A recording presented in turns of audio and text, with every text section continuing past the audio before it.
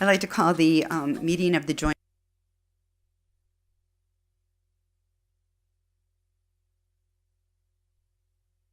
to order. Roll call. Alder Lefebvre. Alder Galvin. Here. Alder Dorf here. Alder Corpus Dax. Here. Okay. I'll entertain a motion for approval of the agenda. Second. Motion to approve by Alder Galvin, second by Alder Corpus Dax. All those in favor? Aye.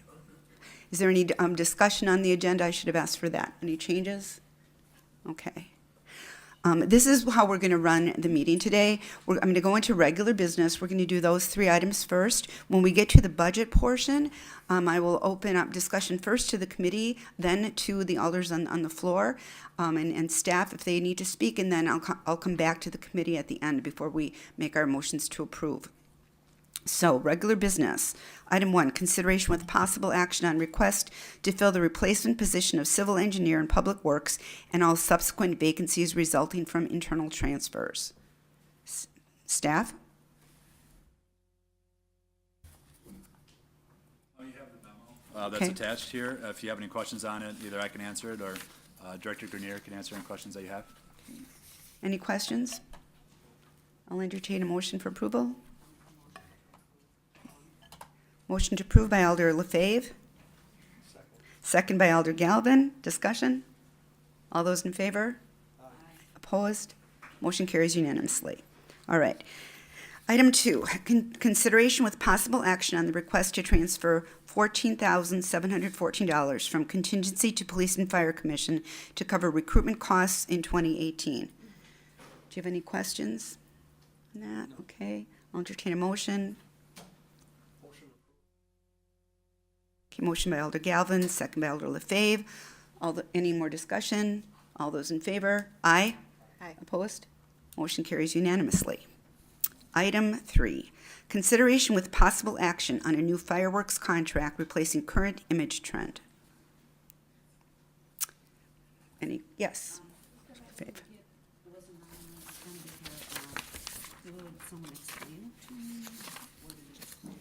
Can someone on staff explain it? What, Oh, I'm sorry. put your microphone, Right. yeah. Right, because it wasn't on my tablet, I could not get the agenda or anything, so I wasn't able to look this up exactly. Could someone explain it to me, please? Yes, Fire Chief Litton.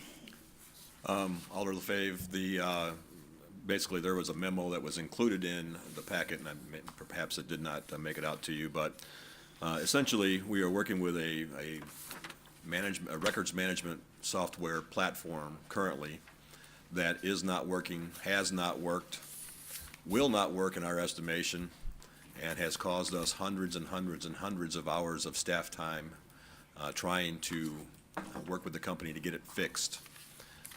The problems are numerous in about 6 different areas of our records management. I have Assistant Chief Eamon sitting in a crowd over here. He has, I believe, about a tree's worth of documents with him, emails back and forth of all the problems. The company sent 2 of their representatives out here back in June to try to correct all the problems. They were here for 2 full days, went back with more problems than they actually fixed. And from that day till now, we still have not been able to get the system to work as it was promised.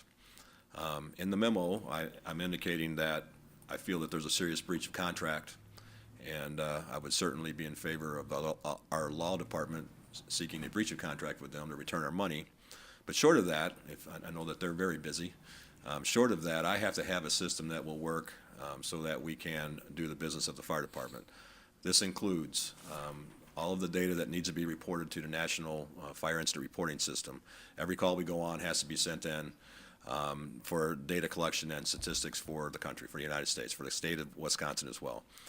Every medical call that we go on has to have an electronic patient care report. That's protected by HIPAA. That information has to be transferred to the hospitals as the call is completed by our paramedics. There are inspections and code compliance issues. There are pre-plan issues. There's a whole host of different areas where the current software is not performing as promised.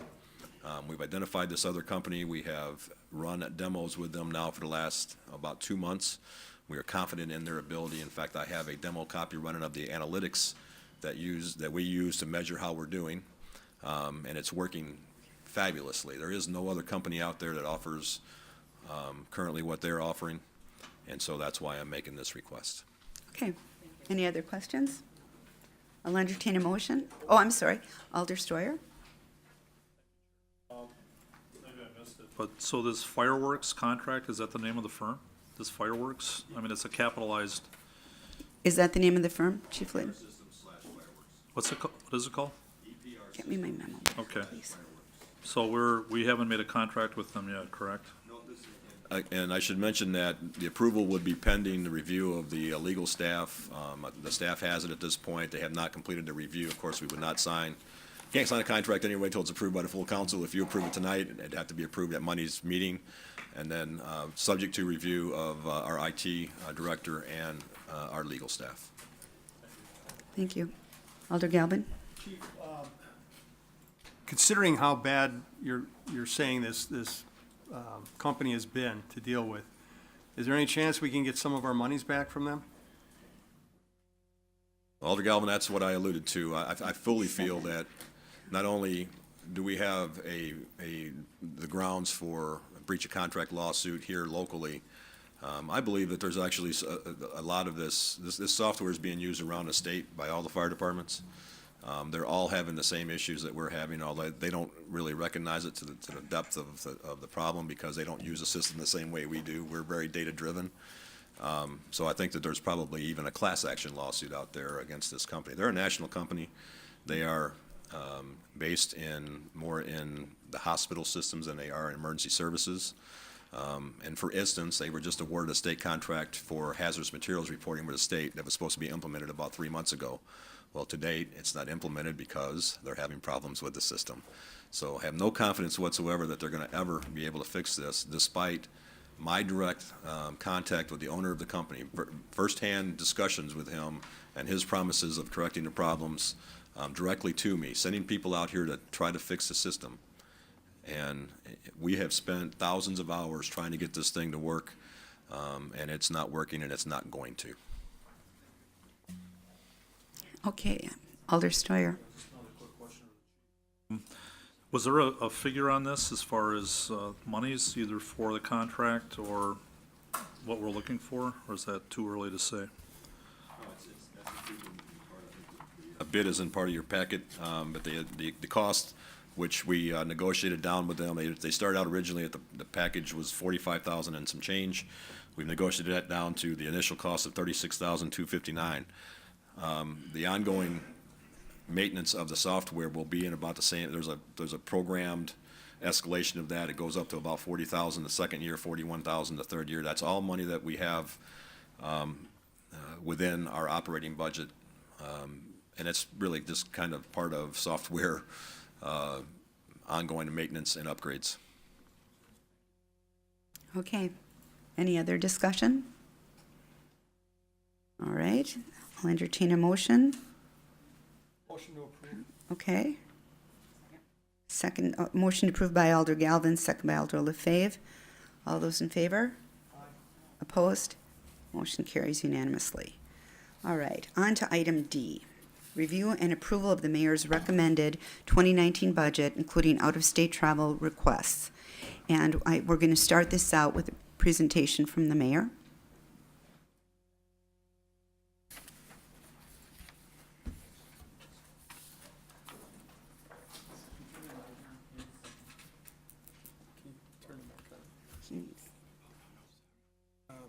More of a control freak. I'm used to operating that. All right, and then can you just hit podium? There we go. All right, wait, just make it full screen. Yeah, And then this is just the ticker here? yep. All right.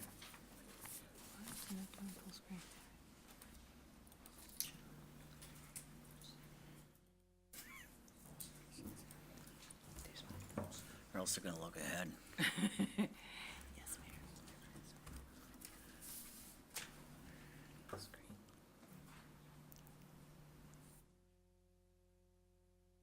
No, we'll just do that, that's fine. All right, well, good evening. We're guess good afternoon, Personnel and Finance Committee meeting. Yeah, so this is the budget proposal for 2019. I hope you read my cover letter, which I'd asked you at the city council meeting to read that twice, because it really kind of lays out the time we're in. This is a tough year for us. We say that every year, right? 16 years, oh my God, this is the most difficult. But this one really is quite challenging. I'll get to some of the reasons. But every budget that I write, that the staff and I work on, has priorities. And I just want to review those with you again. Celestine, how come this isn't advancing?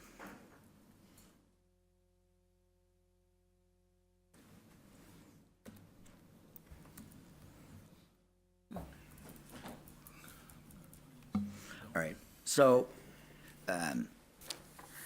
really, when you get into this and pull the layers back, you're going to see that the majority of this budget is personnel, and this honors the Carlson Detman compensation recommendations, and that was approved by maybe not this council, but it was approved by this body, and that just allows Green Bay to attract and retain people. And we had a complete study done. We looked at other cities. We looked at people's responsibilities, and that was an expensive adoption when we said, look, we're going to honor this. And part of that calls for a pay increase for some of our employees and some step increases. So look, we're all people of our word, and we need to honor that compensation recommendation. So with that, of course, we went through the whole practices we do with, we lay off this person or furlough this person, and look, that's not the way to run the city. So we're honoring that.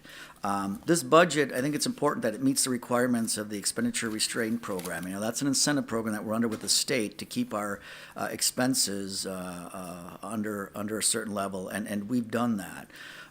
We're also under the state-imposed levy limits. The state of Wisconsin has levy limits, and you can exceed those by going to referendum, but we have a levy limit, and we're under that. Not by a lot, but we could raise taxes a little bit more, and I'll get to the bottom line on what I'm recommending.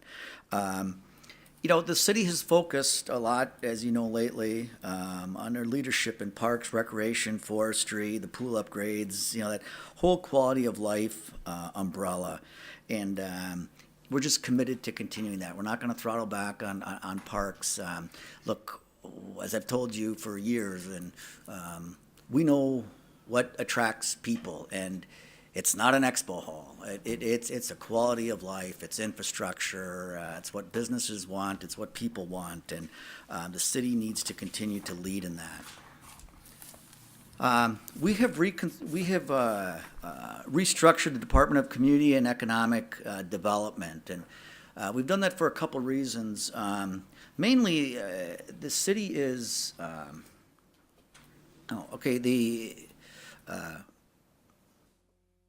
the federal government designated what are called opportunity zones, and we have 2 here in the city. A little bit to do with census tracts, but it's a great opportunity for us to capitalize. This works 2 ways. The IRS is a player in this because it's a little bit of let's call it a tax shelter, but there's tax incentives to invest in an opportunity zone. So, you put a couple $1 million into it. It's not just property and bricks and mortars. You can actually invest in a small business, like a converting business, and in 10 years, when you sell that, there's no capital gains tax, which is significant. If those of you who've made big money at one time, it's a tough check to write for capital gains. So this gives you an opportunity to invest in these areas. The other thing that this is going to improve our inspections department and generate some additional revenue. So the reorg of community under Kevin's leadership is something we have in the budget. The next priority that we have is to increase the amount of spending on infrastructure without levy impact. And you guys, I think, we're all part of that with the whole wheel tax, and Steve has been working very hard on that. So that was a priority for our budget. Now, this next one, nobody's talking about, but you will. Assure a complete count for the 2020 census. You're going to see some money in our retained earnings that we're looking to allocate towards the 2020 census count. This is a big, big deal for the city of Green Bay. I've been through this before because I've been here for a while, but every person is worth about $1,800 when it comes to community development, block grant money, when it comes to some state and road aids, when it comes to some federal programs for police and fire. And we need to count everybody in the city. And as you know, I don't want to spend too much time on this, but there's a question on there, are you, a legal citizen? And that's going to scare some people away. And look, we don't care if they are or not. We just need them counted. So we have this complete count committee. We're going to fund that, and it's really just a lot of communication work. We're working with the census. They're moving in downtown. But we allocated $10,000 to make sure that we have a complete count. So we're a city, right? And I told you this in the letter, but this maintains a favorable tax rate versus other comparable cities. We're not a suburb, we're a city, and I'll get to that in just a second. Ensures the quality of services are maintained or enhanced by the departments, provides realistic forecasts for land sales, and refrains from using one-time money. And I know I've seen a couple of you comment in the media on this, and you're right. It's great when you get $1 million gift and apply it towards the budget, or you use one-time money. And I'm on my last lap here. I could have easily said, let's take the money out of retained earnings and give everybody what they want, but then you're sitting with a smaller savings account, and it's going to cost you more to borrow money. So it's realistic. We're not inflating land sales like has happened, not when I was here, but it's happened in the past. So it's a realistic budget. And I just want to end with that last sentence. This was not easy, and this budget was created through an equitable and cooperative process between departments. We all cut expenses. We all looked at what we spent in 2018, and we understand we have employees, we have healthcare costs, we have raises to honor, but it's tough for me not to replace Mary Hope, who's retiring. That's just not, it's going to be tough, but we're going to pull together and make this all work. So this is where we're at, right? Our total expenditures from 2018 to 2019, $1,770,000 down to $1,740,000. You see the revenues. I went through this with you. So I'm proposing the city tax rate of going from 902. That's where we're at right now. So just for my simple mind, but $100,000 house pays $902. It would go to $915. So there will be a slight tax increase of 13 cents per thousand, and we'll justify that through our meeting throughout this evening. Look, for those of you, and you've seen this, but the city still, you talk about priorities, our money goes to police, fire, and public works, and that's where it should go. Those are our largest departments, and those are departments that make the city function. And then, of course, we have, community development, neighborhood enhancement, human resources, some other things that affect our levy as well. So this is the bottom line. I know this is hard to read. It's in your book, but really, I think, the bottom line here is the total expenses. We're flat over last year, and I think that's what's important. Two other things, and we're going to spend more time on that, but just let you know where we spend our money. Everybody's like, oh, you don't need this new truck or this new weed eater. You know what? Look at all our money goes to salaries and fringes. And that's what it should be. That's where the city puts most of its money, is into the personnel. This, you won't like this slide, but it's so you look at the assessed value, right? And look, our job is to grow the assessed value of the city. That's why we're here. We don't get like that 0.5% sales tax that the county raised for $30 million a year. We don't get that. That doesn't come to us. Our money comes through property taxes, and you can see the assessed value is down. Well, that's because manufacturing, which is not assessed by our department, which it should be, is assessed by the state. That went down a tick, and then personal property taxes is no longer part of the assessment of your building. So a company like I owned, we had, equipment, which was exempt, but then all the personal property that's in there is exempt as well. So that took us down a tick. So, like I said, we worked on this a little bit since I sent this to you 2 weeks ago, but the tax rate that we're proposing is 9.15 per thousand. And again, it works for the city. Nobody's in love with it. I haven't seen anyone doing cartwheels in the city, but we can all live with it, and that was the bottom line. So this is where we stack up when it comes to other cities. And look, I'll argue till hell won't have it, but we are a city, and we've got an older city. We got a lot of trees. We got infrastructure, and when people ask to live in the city, I tell them the benefits we have, and we have great benefits, but it also costs a little bit more. So we're at 9.15 is my proposal. We're there with Appleton. Madison is proposing 9.10. They're at 9.32 right now. And then Racine and Waukesha, I think, are other places that people can and do live. So that is the overall picture of the budget. Now, I've got, my own responsibilities in the budget that we can address, but I'm just wondering, Madam Chairman, if you want to go through any questions on the overall picture. And you guys have been sent this, you've seen it in your books. I just wanted to get it on the record that this is the proposal from me in conjunction with the staff. Thank you, Mr. Mayor. Are there any questions? Alder Vanderleest. Do you want to maybe take this off and put him on? I'm go not ahead. doing that. Someone else is doing that. Mayor, on our city budget book, it says here 9.12. You were stating Right. 9.15. Right, so $9.12. This was a couple weeks ago, and we got, Diana wants to talk, we got some new numbers from the state which brought manufacturing down. Maybe you want to comment on that, Diana? Do you mind? Yes, from the time that we sent the public, the notification to the newspaper and printed this book, and the mayor did his letter, we had got manufacturing. We got an estimate back in June, and the number that we got back from manufacturing after this went to print went down. So your expenses stayed the same, your non-levy revenue stayed the same, so the levy in which you had to borrow for stayed the same. However, the number of dollars, the assessed value that you're gonna allocate it over, reduced when manufacturing numbers came in after this was printed. So the same levy was $9.12, but because the assess went down, it went up to $9.15 per household, per thousand. Any other questions for Mayor Schmidt? No, well then, Chairperson, I have a meeting at 5, but I can come back at 6, so thank you. right. All right.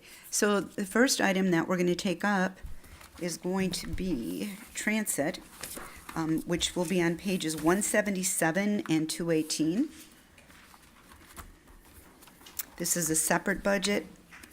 They get a lot of their money from a separate budget, so we're taking that up first. So, page 177. Are there any questions? Committee first on the transit budget? No? Anything from the other alders?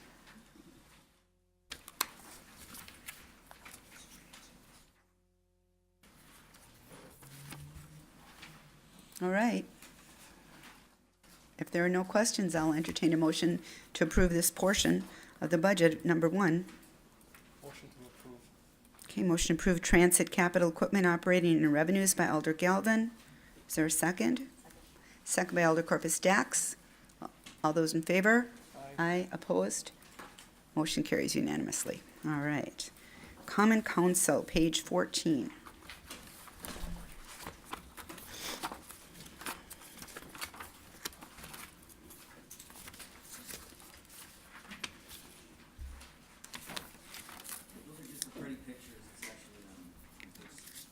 Well, then, yes, then we need to turn over to page 16, right? All right. Is there any discussion from the committee on the Common Council budget? Any discussion from the floor? Alder Steuer.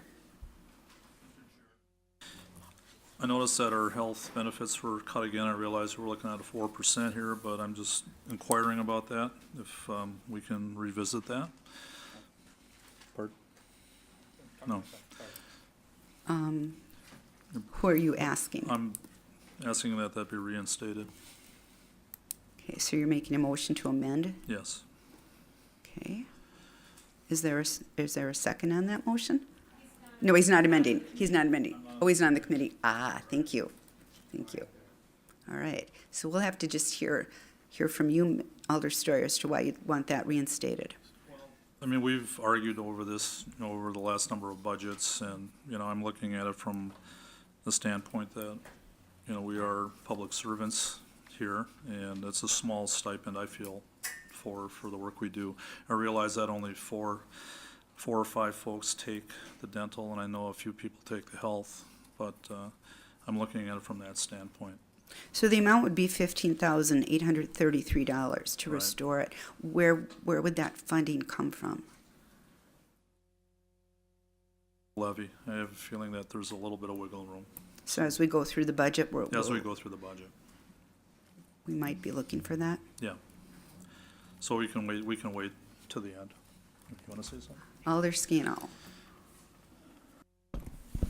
Yes, we do have some, we haven't hit our levy limit yet, so there is actually 17,000 something left, so I would just as soon take it from there instead of trying to pick bones from this skeletal before us. So that's what I would propose, that we use up all the way to our levy limit. And there may be other things as the There- budget goes along that we may want to use that 17,000 for as well. Yeah.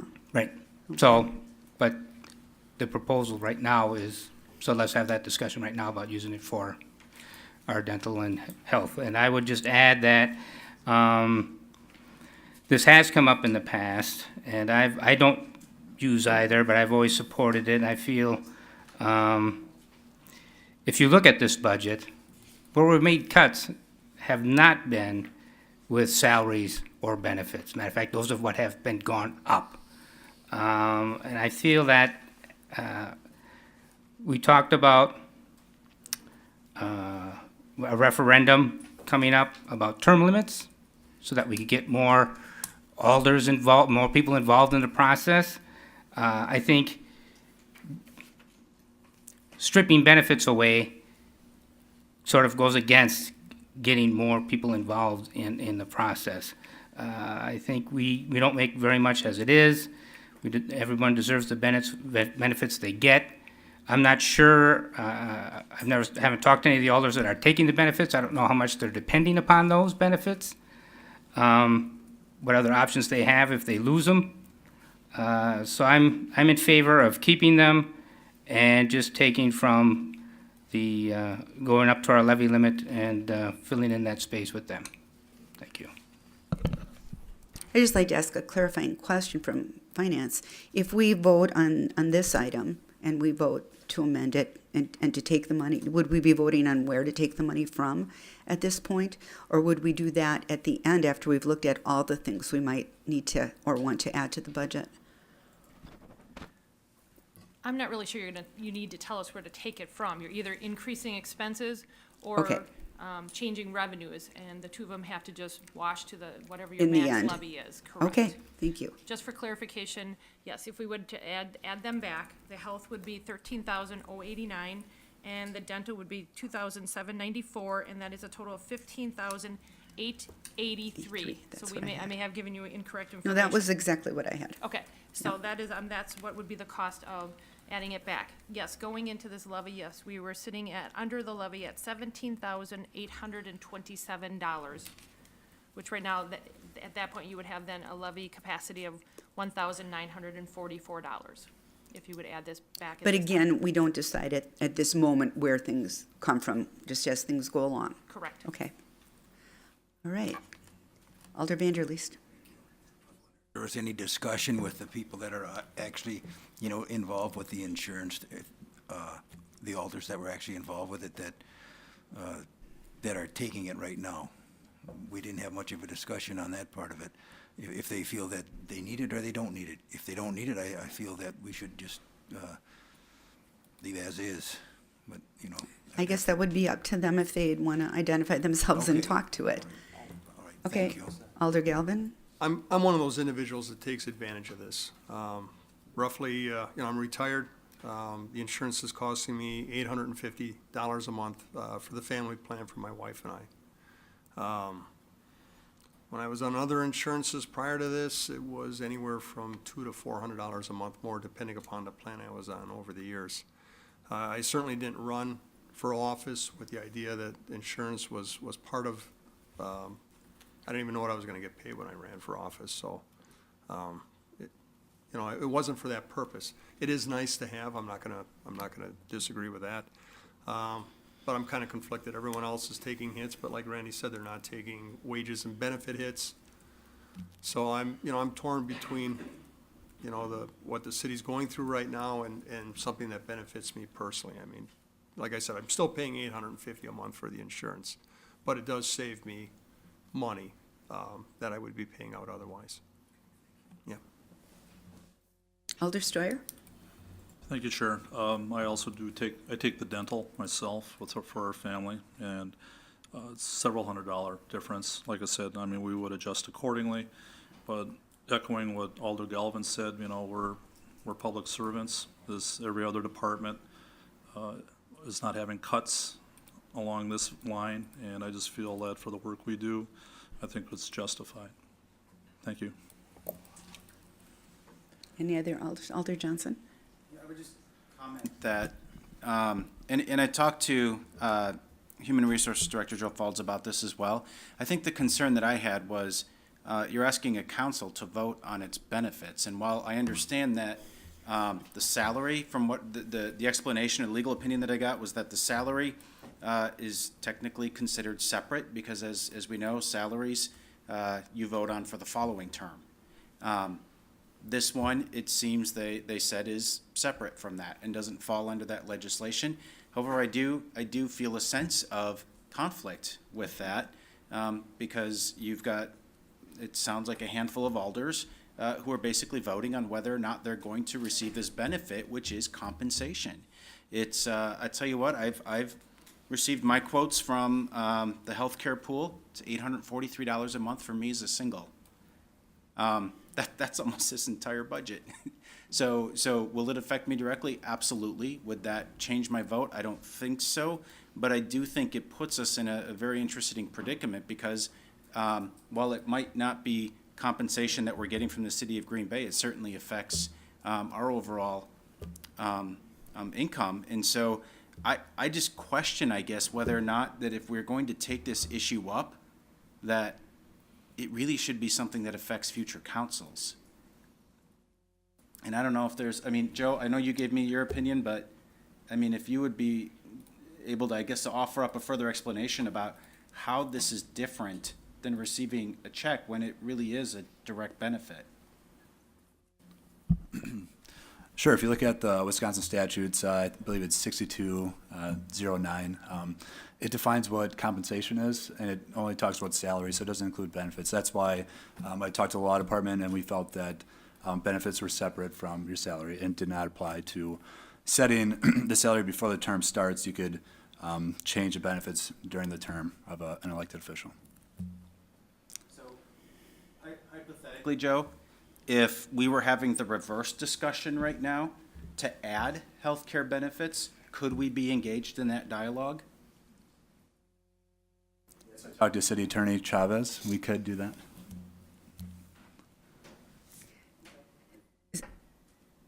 Go ahead, Alder Steuer. Thank you, Chair. Some good points, but this had been part of the budget for some time, and then it was taken out. So, it's more or less that we have the opportunity to speak on what we think is important. I suppose in a sense that it would be a bit of a conflict of interest to vote that way, and if need be, I would, I'd remove myself from that vote when it comes to that point. I guess I wasn't planning on that, but the way it's situated, the way it's put toward us, I mean, what alternatives do we have? So I'll leave it up to the committee. I suppose philosophically, we can look at it from the point of view of future councils, future alders. Alder Scannell, I do like what you said. I don't take either of those benefits, and nor will I be taking either of those benefits. But looking toward future people running for office. You know, again, they're not going to probably decide to run for office based on the benefits, but it is something that's been in place for a very long time. And I will ask Attorney Chavez, can each alder make their own decision whether they, when it comes to the floor, whether they can abstain or not from the vote? Yes, there is no issue with alders abstaining. We've confirmed that in the past. And this is not something that would require a conflict of interest. I understand that there is a question as to whether or not you feel that it's something that you should be voting on from a personal perspective and the potential for benefit perspective. But the legislation is very clear that the only thing that is an alder that has to be set before an alder's term is the actual compensation itself, and benefits are considered separate. And I think it's probably because of this very idea, or this very scenario. Okay. So, any more discussion?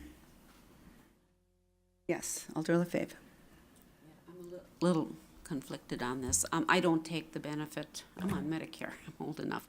But we might have some young people that want to run, and if this is their only opportunity to get some reasonable insurance, I don't know about tying their hands. I'm conflicted on this, how to vote. Thank you. Okay. So is there a motion from the committee on changing this portion of the budget and adding back $15,883 to restore the health insurance and dental portion of the benefits? Is there a motion from the committee? Hearing no motion. Is it possible for us to wait until the end to see where we are at before we decide this? I mean, is that? I'll get your question answered first, and then I'll go to you, Alder, sir. Is it possible? Yes, at any point, you can go back and revisit any that has been already, because you can vote on it, and then you could go back and revisit. And an revisit the that's item. been Okay. voted on. So we could do it that way. Alder Sawyer? Thank you, Chair. Like, one of the issues too is if you're trying to bring a motion forward, if somebody is taking benefits, you know, is that a conflict as well to vote on something that would benefit yourself? So even on a motion, I don't know, just kind of a interesting dilemma. Yes. Well, we got a lot of budget to go through. Yeah, I know. So, I'll just ask one final time. Yes, oh, Mr. Mayor? I thought I saw your hand go up. Look, it's your committee meeting. If the budget ends up okay and there's room, I'm not gonna veto it for this. I was just looking for anything and everything, right? This is a tough Right. year, so, I hope nobody takes this personally. I had it out last year, got put back in. It's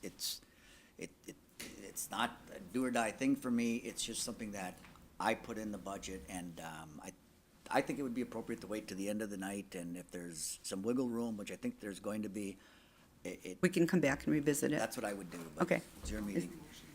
Okay, Wait until the end of the budget. okay. Motion by Alder consider this. LaFave to wait till the end of the budget to make a decision on this item.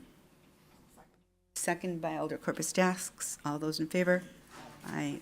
Opposed? Okay, motion carries. Let's move on. We have the Mayor and Police and Fire Commission, starting on page 18.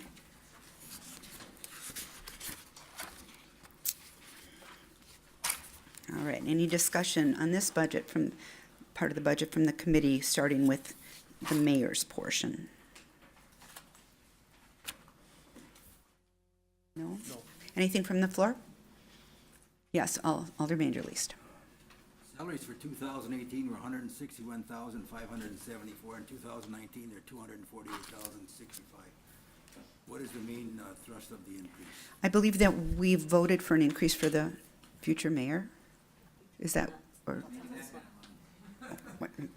I can address that. Yes, We had several things that happened in the mayor's department, and most of it was just moving of bodies, of actual salaries. There is a receptionist that sits up in the second floor, and in previous budgets, 75% of her budget was being funded by the economic, or in the economic development line.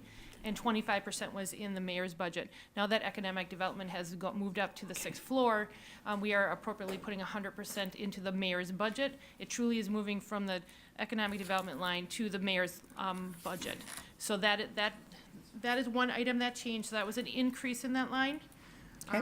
We also had the executive secretary, a part-time executive secretary. We are not filling that position as of April.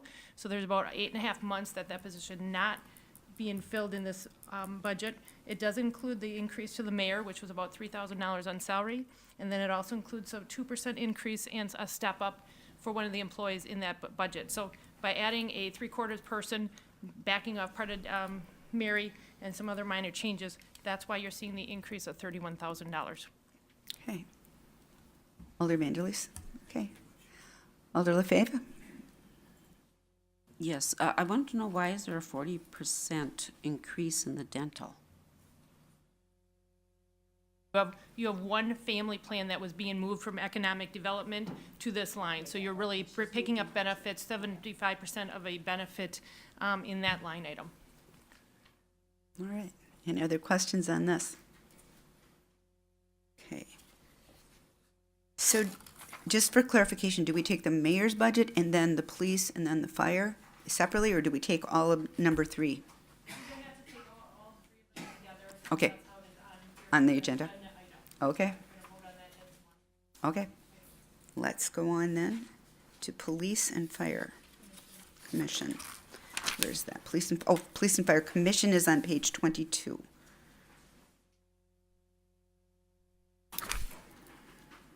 Any questions on that? No? All right. I'll entertain a motion then to approve item 3. Okay, motion by Alder Galvin, second by Alder Corpus Dax to approve the Mayor and Police and Fire Commission budgets. All in favor? Aye. Opposed? Motion carries unanimously. Okay. Now, okay, Administrative Services, page 24. That includes finance, clerk, assessor, purchasing, election, board of review, information technology, document center, public safety, government equipment replacement. Any questions on that?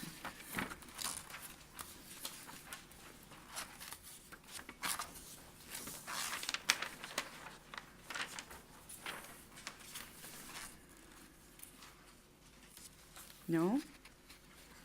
Do we have time? Did I give you enough time to look? All right. Oh, Alder Vanderleest. One quick question on page 35, maybe I'm going too far ahead here, but it says that 2018 it was 36,905, and I guess the proposal is for 2019, 57,000. That's the actual, I think you're looking at. I think the revised budget was 60,000, Okay, and then you're looking at, to date, it's 36,905. okay, I was just gonna ask you about, how does this advertising, how do we go about the advertising? Is it done through mail-outs, website, all of the above, or whatever? Diane. That is actually, there's no advertising. It really is just public notifications that go to the Press Gazette. This line item happened to be in Common Council's budget last year, and it got moved over to the clerk's office. But it is, I'm thinking 99% of it is all just legal notices. Correct, and as Alder Dorf. Nope, this is all public, legal documents, legal note. Nope. Okay. Alder Johnson? Dan, we're looking at, $60,000 in public notices on that point. Are we mandated by the state in terms of how we promote public notices? Yes, we follow state statute on which class we have to publish. So when we do notices to the newspaper, for example, that's, the state dictates that that's where that has to occur? Yes. Okay. Okay. And I think that the rate is set by the state too, if I recall correctly? Yep. I don't think the state is, but we have a contract with a Contract. Yeah, there's a maximum amount that we are allowed to pay, there's a contract that goes through. And I know Rick Jensen was here, he helps manage that contract if you want that question. But annually, that comes to the Finance Committee meeting, and it is the contract in which we work with the Press Gazette, and then there's a set dollar. We have one newspaper that we are required to pick as a major, as the paper in which we're gonna put our legal notices in. So I don't know if, Rick, if there's anything else you wanna add to that? The state obligated to work with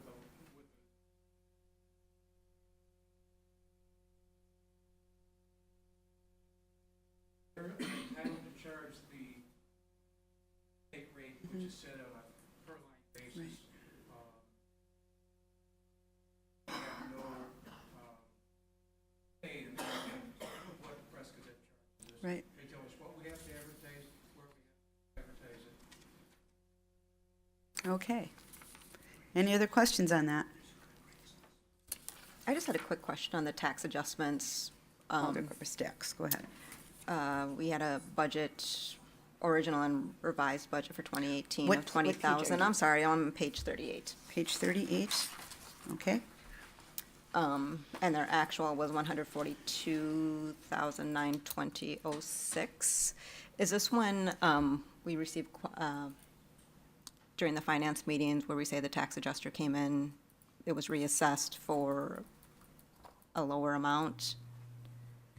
Correct, we had several situations in 2018. We had a Bank Mutual where they were reassessed, and we had to go through to either arbitration or it came down with a contract. We also have East Town Mall where they were reassessed, and so those items go through this line item. So this is just a guess. Every year, you don't know how many dollars that are gonna potentially get reassessed.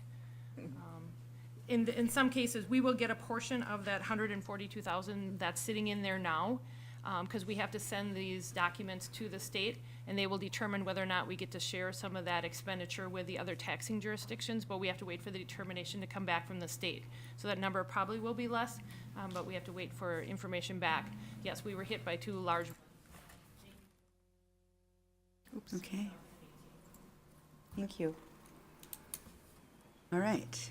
Any more questions? Okay, I'll entertain a motion then for item 4. Motion approved. Motion to approve item 4 by Alder Galvin, Second. second by Alder Corpus Stacks. All those in favor? Aye. Opposed? Motion carries unanimously. Page 49, law.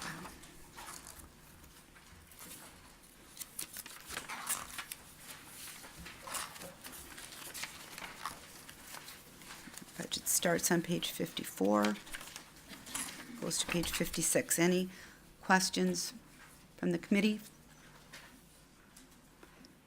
Alder Steuer? This is for our attorney. I just was wondering of line item 53021, legal expenses. I know it dropped 42%. I just wanted an explanation for that.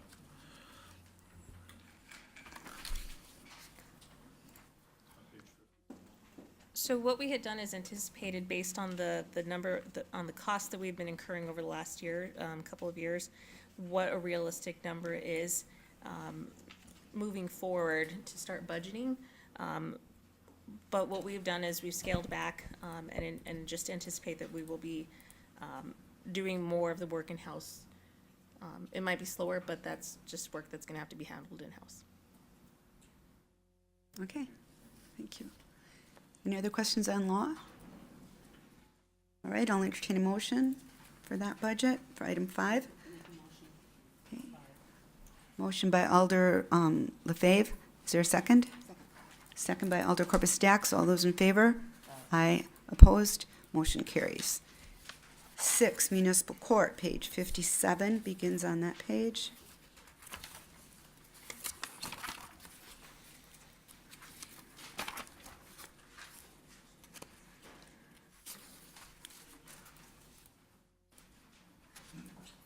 Any questions, concerns about municipal court budget? All right. Seeing none, I'll entertain a motion to approve that budget. Motion to approve. Motion approved by Alder Corpus Stacks, second by Alder Galvin. All those in favor? Aye. Opposed? Motion carries. Number 7, Human Resources. Okay, the budget begins on page 67.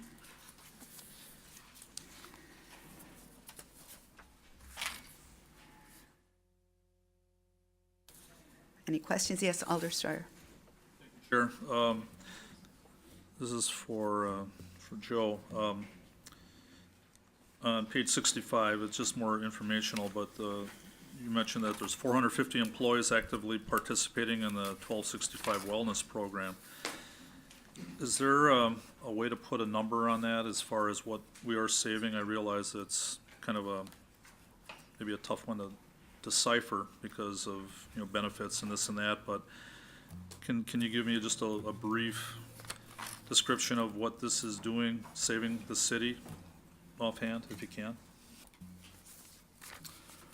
Sure, I think with our Health 1265, it's a great program. I think we have, it's 94% of our eligible employees participate in it, and that's compared to other companies. I think if you get around 80%, that's pretty good. So when you have 94% of the employees participating, it's a very good number to have. I think when you look at the savings, I think it's been in its 3rd or 4th year.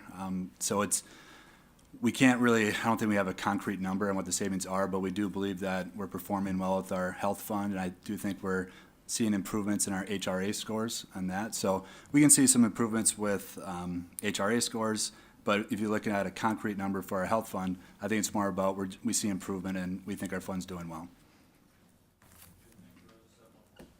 Just Okay. a little further down, you talk about you're conducting recruitments and facilitating interview processes to fill over 94 vacancies. With that being said, what is a workable number here? Granted, you'd like to fill everything that you can, but can you elaborate on that just a little bit as far as where we're going? What do you mean with a workable number? We're looking at filling over 94 vacancies. So I granted that's just a process that you work on, but I'm just looking at, is there a goal to get to a certain amount where you still have vacancies, but at least to fill enough to work well? I don't know. So I think what we have here for the 94 vacancies, that's what we filled over this past year, and that number fluctuates based upon the vacancies that we have. So I think we want to be at capacity for all of our departments. So I feel like if we have vacancies, we're able to fill them when we need to. I'm not sure if that answers your question. So to clarify, this is under accomplishments, not under future. Yeah. Okay, so that was something you had accomplished already. Okay. Yes, that's correct. Thank you. Okay. Any other questions on that, committee? All right, then I'll entertain a motion to approve the Human Resources budget. So moved by Alder LaFave. Second by Alder Galvin. All those in favor? Aye. Opposed? Motion carries. The Community and Economic Development and Equipment Replacement begins on page 70.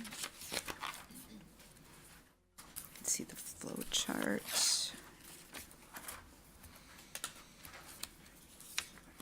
And then the budget begins on page 77. Any questions or comments from the committee? I have one for Director Vonk. How will the delaying of the hiring of the principal planner impact your department? Sure. I think one of the things that it will impact is our ability to work on some of our longer-term planning goals. We obviously would like to get rolling. We're overdue for a comprehensive plan update. We talked about doing some neighborhood and district planning efforts. Not having somebody in that position would delay progress on those. With that, I think part of the restructuring that we did and some of the internal things that we're doing in terms of some crossover teams, within our department, I think we've been able to keep up with our caseload and workload, and also in terms of, budget reductions. We felt this was the best way to accomplish it, is just, keeping that position open for a few months. I think talking with Director Allenbecker, we probably could look, and actually in terms of posting and hiring, we'd probably be looking at a March or April start for that position. So Generally, winter is a little bit slower in terms of Okay. planning development activities, so we think we'll be able to manage with that. Okay, thank you. Mhm. Any other questions on this portion of the budget? Comments? I will entertain a motion from the committee then to approve item 8. Motion approved by Alder Galvin, Community Economic Development Equipment and Replacement Budget, seconded by Alder Corpus Dax. All those in favor? Aye. Opposed? Motion carries. 10, Police Humane Officer and Equipment Replacement, page 83.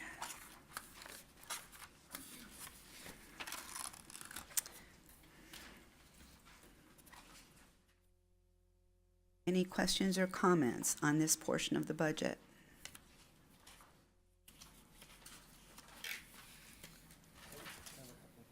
All right, Alder Galvin. On page 87, second from the bottom, workers' compensation, we've got a 47% increase from projection of 2018 of $332,000 up to $490,000. Is there something we're anticipating or something that's happened in the past that is? Okay. Okay, Workers' comp is an item in which we actually have a separate fund for workers' comp, so all expenses and premiums are paid out of that, fund. However, to show how the workers' comp claims affect each one of our departments, we do show the line in each police, fire, and each one of the departments, and then if you look in the miscellaneous, there's an offset to that same workers' comp number. So the general fund is actually it's a net of a 0. So that's what you're seeing in all the detailed lines. However, we did budget for about $200,000 more for workers' comp. We have had some higher dollar amounts that have come through, and we have information from CIVMIC that shows that our claims and the premiums that are necessary to budget for 2019 would need the $1.3 million that we put in there. So the last year or two, we may not have been budgeting enough to cover our expenditures, and so at this point, we have a negative fund balance for our workers' comp. So we did not build the number higher to recover the fund balance, but we have a budget of what we feel is necessary for 2019. So if 18 or 19 does come in a little bit favorable, it'll help take that negative fund balance, make it more positive. If you have any more questions, we have Director Foles or Nate from our workers' comp area that can talk about the trends on the workers' comp. So there is a $200,000 increase in workers' comp overall for the whole budget. Yes, yeah, I would, Joe, what are we seeing that is increasing this? I mean, is this something that training can affect, or is it because of staffing issues, or what? And I'll defer to our safety manager, Nate Frumley, and he has some information he can share with you. Not gonna be able to get recorded, so you have to I'll sit just up here. come on. You have to sit up here. do you want him to go to the podium? Or here or there, yeah, that's fine. Anywhere from There? I can sit here. So I also have some handouts too, if you. Yeah, that sounds good.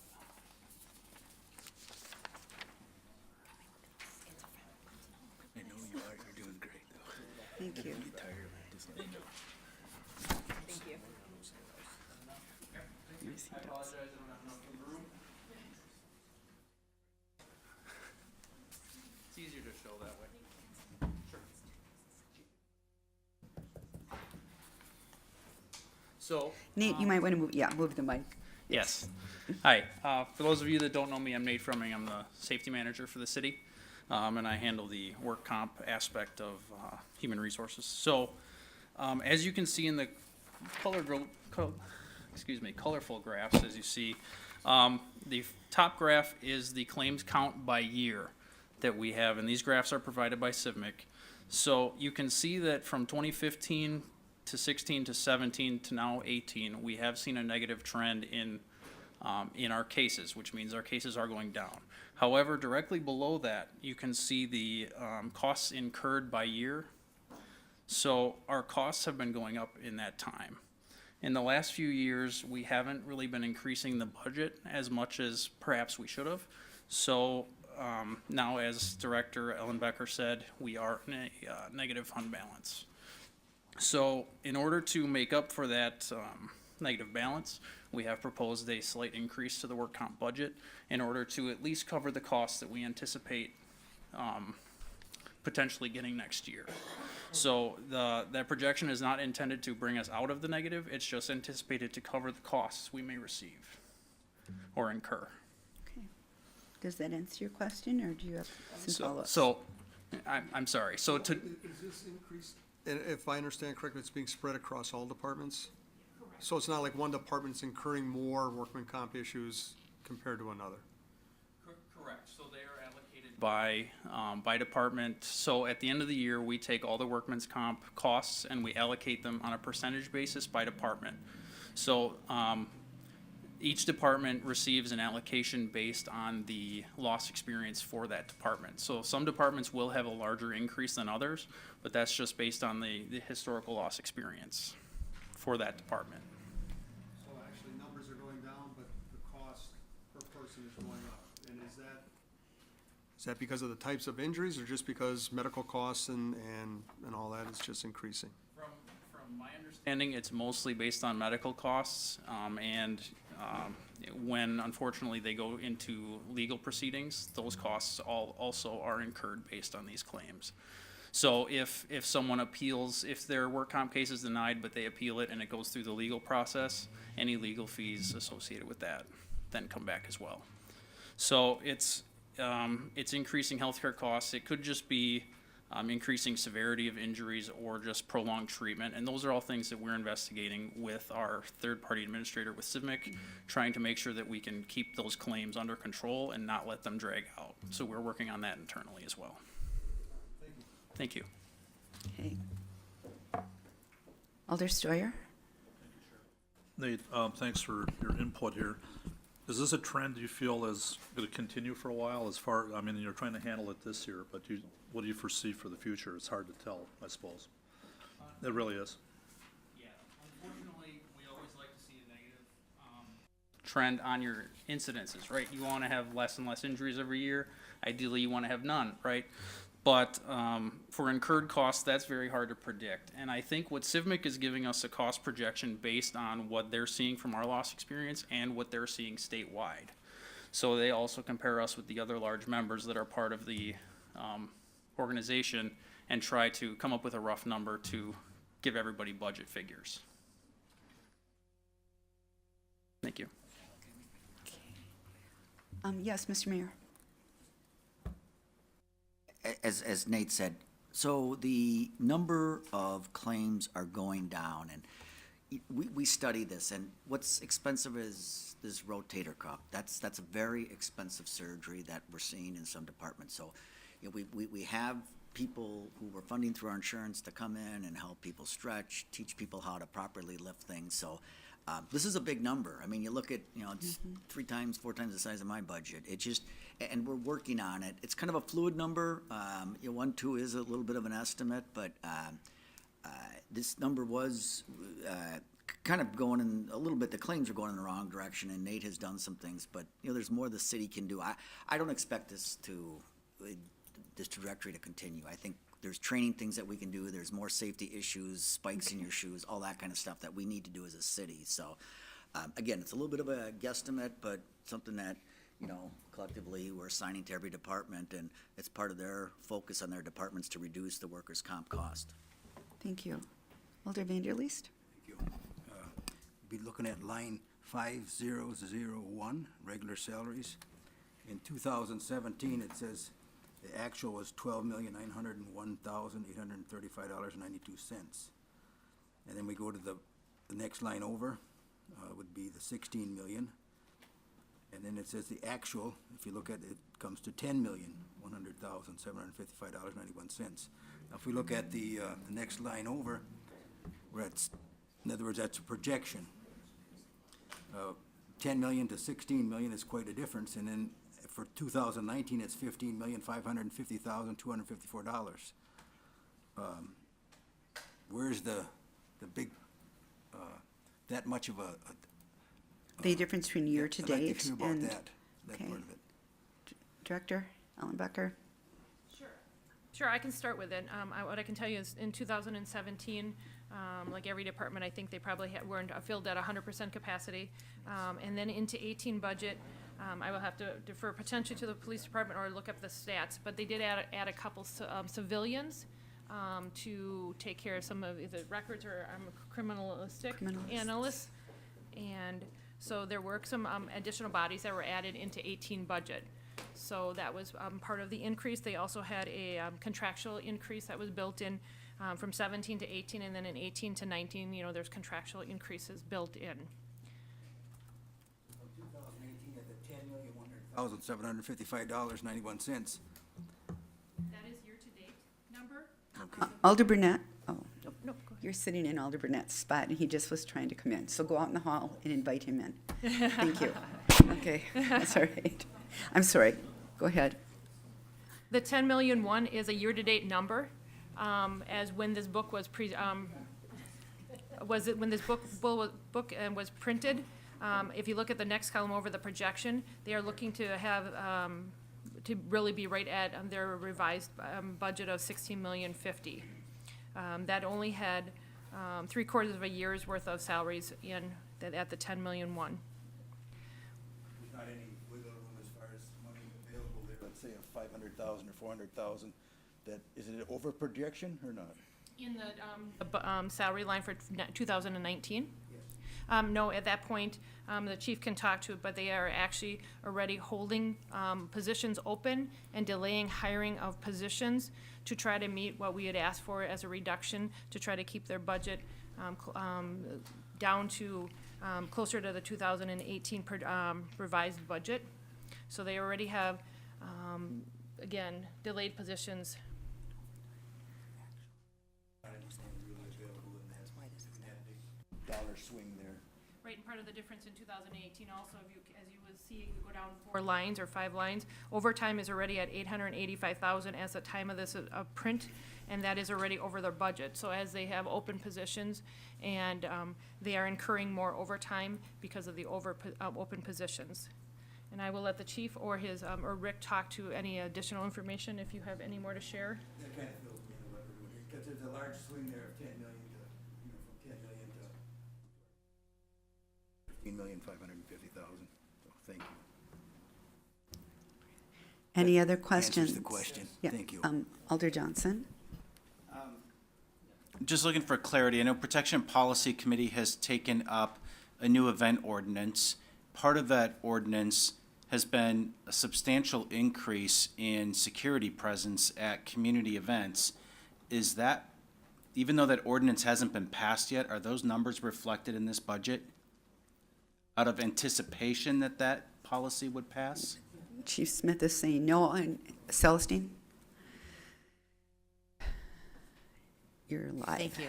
So what that would do, first of all, in terms of that ordinance and those parameters for public safety, that would be both police and fire, and also ultimately DPW, those numbers, we have altered those drastically. And so those particular reimbursements are not reflected in this budget because we can't exactly plan for which events will have which number of participants and spectators, which will trigger, and which activities, which will trigger the certain number of protective services. Yes, that's correct. Okay. But a couple other things. Okay. I'm looking at a couple lines here. One is, you know, comp time paid, not something Can we you say the budget- number, please? 50005. Okay. So that's something that we didn't budget for, but we incurred $633,000 of expense. Try to address that line. Okay. Or that item. Also, if you look, we do not budget for that line item, but if you look in 2017 actuals and 2018 actuals, we don't actually budget down, we just budget salaries. But now if they end up taking some salaries in comp time payout, if they take it in vacation or holiday pay, sick, funeral leave, jury duty, we don't budget for those items. So to really see the total salaries, even though we budget at a top line item, you actually have to total up all the line items that go all the way down to 51108. All those items roll up. Do you understand, see what I'm saying? It's not budgeted there, but it's tracked. Yeah, because we don't know how much vacation, how much holiday, you could take a guess on it, but you don't know how much vacation is gonna be used in 1 year, how much sick, funeral, jury duty. We don't know how much it is, but we just know that person works so many hours and it's gonna be fall into one of those line items. So we budget at the high level on the salaries line, and then the expenses actually fall out into, the different categories. But you would have to roll them all up to compare that top line to the actuals. Sure. This would be on page 88. This is item 53001, Contractual Services. We saw quite a bit of increase over what we budgeted for, and of course, my concern is making sure that there isn't another unanticipated expense of that magnitude. Can you maybe explain what the actual was in 2018 that pushed us over? I can probably address that, sir. Okay. We had a large number of legal fees from some misconduct investigations that went through. We also had a payout of an officer who was the subject of some of that misconduct, and I think the total of that is pretty much summed up right there. All right. Alder Galvin. Okay, going back to the overtime, we're projecting, let me see if I got it here. So you're anticipating $800,000 for overtime for next year. Considering that you're already projecting $900,000 at least for this year, and we're not replacing any of those officers that have retired or left the department, is $800,000 gonna be enough, or are we gonna be in the hole? And I guess I'm always looking for an honest budget, that we actually, and it looks like we've already been doing some of that here by taking some things that we shorted ourselves on in the past, and I'm not sure exactly how we found all the monies for that. So I appreciate having a budget that's, really taking a true look into the future. And I'm just wondering, is 800,000 going to be enough? Chief From what I'm Smith? hearing, it may not. But that's the budget, and that's what we're shooting for. We're doing what we can to mitigate and to watch overtime. We're looking at maybe having a liaison that's gonna work with the district attorney's office, so we have fewer officers that are going over to court, finding out that they're not needed and putting in for court overtime. So we're gonna try and mitigate some of that. We're gonna work with the watch commanders to see if we can eliminate the end of watch overtime. But we're hamstrung by having fewer number of officers and having a contractual safety staffing requirement. So what we're seeing is, it's a Thursday afternoon, somebody calls in sick or something happens to somebody, we end up having to call additional officers in for that. So that's a goal, that's a budget. I'm not sure we're gonna be able to meet it, but we're certainly gonna try. And what do you anticipate, how many short do you plan on being for the year? For personnel? Yes. Well, we're authorized for 194, and with this budget, we'll have to maintain about 180 for the year. So that's 14 sworn positions. We already have a records position that's a civilian position that's empty. We're going to probably lose a front desk person, so we'll be down one on the front desk, which we won't be able to fill. We have 12 CSIs originally. We're down to 3. We're not anticipating filling any of those CSI positions. So what we're doing to try and mitigate all this is move as many people as we can from inside the building, administrative position, consolidating jobs, and pushing people back out into the field. The council was good enough last year to give me 2 positions in forensics, so I have a forensics officer or forensics civilian downstairs that we just hired. That's going to mean 2 sworn positions are going to be going back out to the field. In anticipation of this, we're probably not going to be able to fill our community policing positions. We'll have 2 vacancies in December and another one likely in June. I probably won't be able to fill those positions. I'll have to keep those community policing positions vacant so that we can fill patrol, so we can try and mitigate that overtime, try and meet that safety staffing, try and be out there to answer those radio calls. That's kind of how the plan is going forward. Right, and do you anticipate, we always hear about cut the fat. Do more with less. Do you think your department is going to be able to meet the goal of protecting the citizens completely, or are we going to be looking at more of the meet the community, the greet and meets and those kind of things? Are those the things that you see going by the wayside? End up cutting some of the training that we have. I think we're going to be able to do less work on some of the long-term problems that our community policing officers do. The problem houses, the problem business locations, things of that nature may be harder to attack all those problems. But we're looking at a 12% reduction in crime in Green Bay right now. And that's a fantastic number. I think any chief in the world would be happy to have that. I'm hoping we can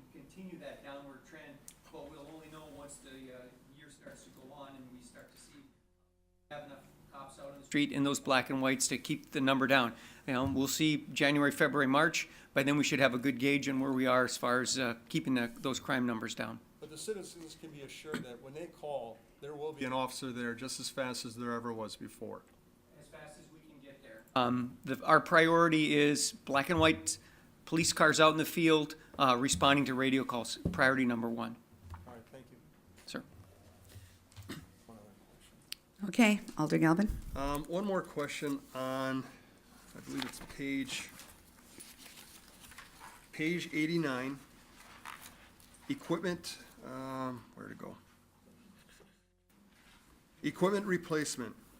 We budgeted nothing for that. 55,140, right? Right, 55,140. Nothing was budgeted in 17 or 18, and now we have 124,000 in 2019. What does that entail?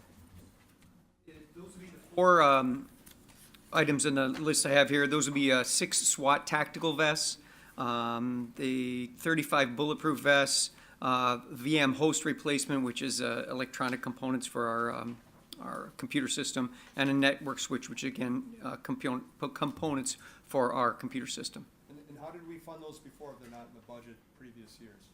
I think they were bonded in previous years. We bonded those. 423. Oh, is that right? Okay.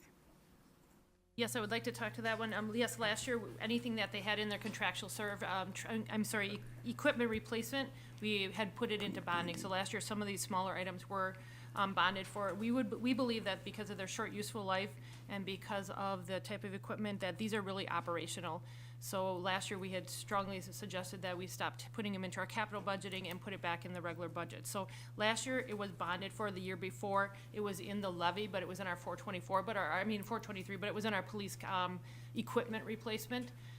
So again, last year we bonded for it. We tried to get it back, and these are true operational items that really belong in the budget, because again, some of these have just a couple years of useful life. And so that is an add back versus what was taken out of 2018 budget. Right, well, and I appreciate you doing that. To me, it's like trying to buy a car with a house loan. It makes no sense. I'm glad we're doing it this way instead. Thank you. Okay. Any other questions for the police humane officer equipment replacement? Chief Smith, do you have anything you'd like to say? And I just saw Alder Stroyer's hand go up. Thank you, Chair. A number of us on council have had a chance to talk to police as well as a number of other departments. And I realize we don't have very much wiggle room, to add much. I guess what it came down to, and Chief, I talked with him and his staff today. It sounds to me that they're at 180 right now for staff. They're down 14, and there is going to be a little bit of attrition, as was mentioned. The fact is that they said the ability to have it up to 185 would be fantastic. I realize we probably can't handle it completely in this budget, but, I'm looking at, as many of us are, at the safety, not only police but fire, and I just want to make sure that at least that's duly noted.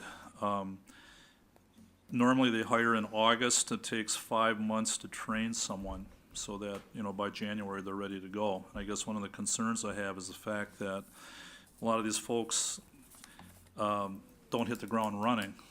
It would be nice to be trained by someone on staff in the department so that they can hit the ground running, because it takes 5 months to train someone. And like I said, it's really not a budgetary item in a sense. I think that's something that we're definitely gonna have to look at down the road, but safety is paramount. Thank you. Thank you. Yes, Alder Galvin. I would like to actually add, Mark, to that. If you go by the national standard, our department should be at 204 officers. Just to give you an idea how short we are working and how long we have been working at far less than what the national standard is. And there are departments that have somehow managed to figure out how to overhire, so officers are trained and ready to hit the road that when the person they're replacing is walking out the door. So it actually saves you money on overtime, although it costs you more on the top end with wages and salaries and that kind of stuff. But there are departments that I've talked to within the state of Wisconsin that are able to manage to do that. Thank you. Any other questions or comments? Then I'll entertain a motion for item 9, police humane officer equipment replacement, to approve that budget. Motion approved by Alder Corpus Dax. Is there a second? Second by Alder Galvin. All those in favor, say aye. Aye. Opposed? Nay. Motion carries. Item 10, fire and equipment replacement, starting on page 97. The budget items are on 101.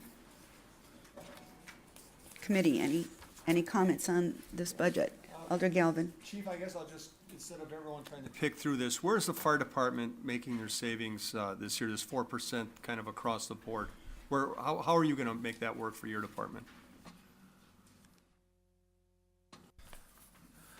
Alderman Galvin, it's through a series of several different things. We were able to take a look at our revenues and where we're trending and the things that we do. By the way, the fire department generates $5 million in revenue, so take that off of our top end, and our net is about $18 million to the city. So, so I put that point out there. But we were able to increase our ambulance service billing up $200,000, and we were able to increase our 2% dues money, which comes from insurance companies through the state, by $49,000, so about a $250,000 increase in revenue. On the reduction side, we are moving building maintenance, $120,000 from our regular operating budget to bonded money. We bonded money about 3 years ago with $675,000 to correct various code violations within all the stations. We have not got any of those projects off the ground, so the money sits. So $120,000 is going to come from there. We're reducing our firefighting equipment replacement by $44,000. We reduced our training and travel by $21,700, effectively eliminating all training and travel for command level officers. We're reducing our fire prevention supplies, $15,000, zeroing that line item out. So that's supplies and training. First of all, training for fire marshals and inspectors who go out and enforce our codes. And then the supplies end of it, all of the supplies we provide to the schools. There'll be no supplies once our current stock runs out. We reduced our radio battery purchases by $5,000, clothing allowance by $8,650, medical supplies by $12,000, equipment repairs by $3,000. We reduced our electricity line by $18,000. There's no really cost, no big deal there. It's just our trending number. We're reducing overtime by $100,000, which will affect the number of battalion chiefs that are available on the weekends and during the week.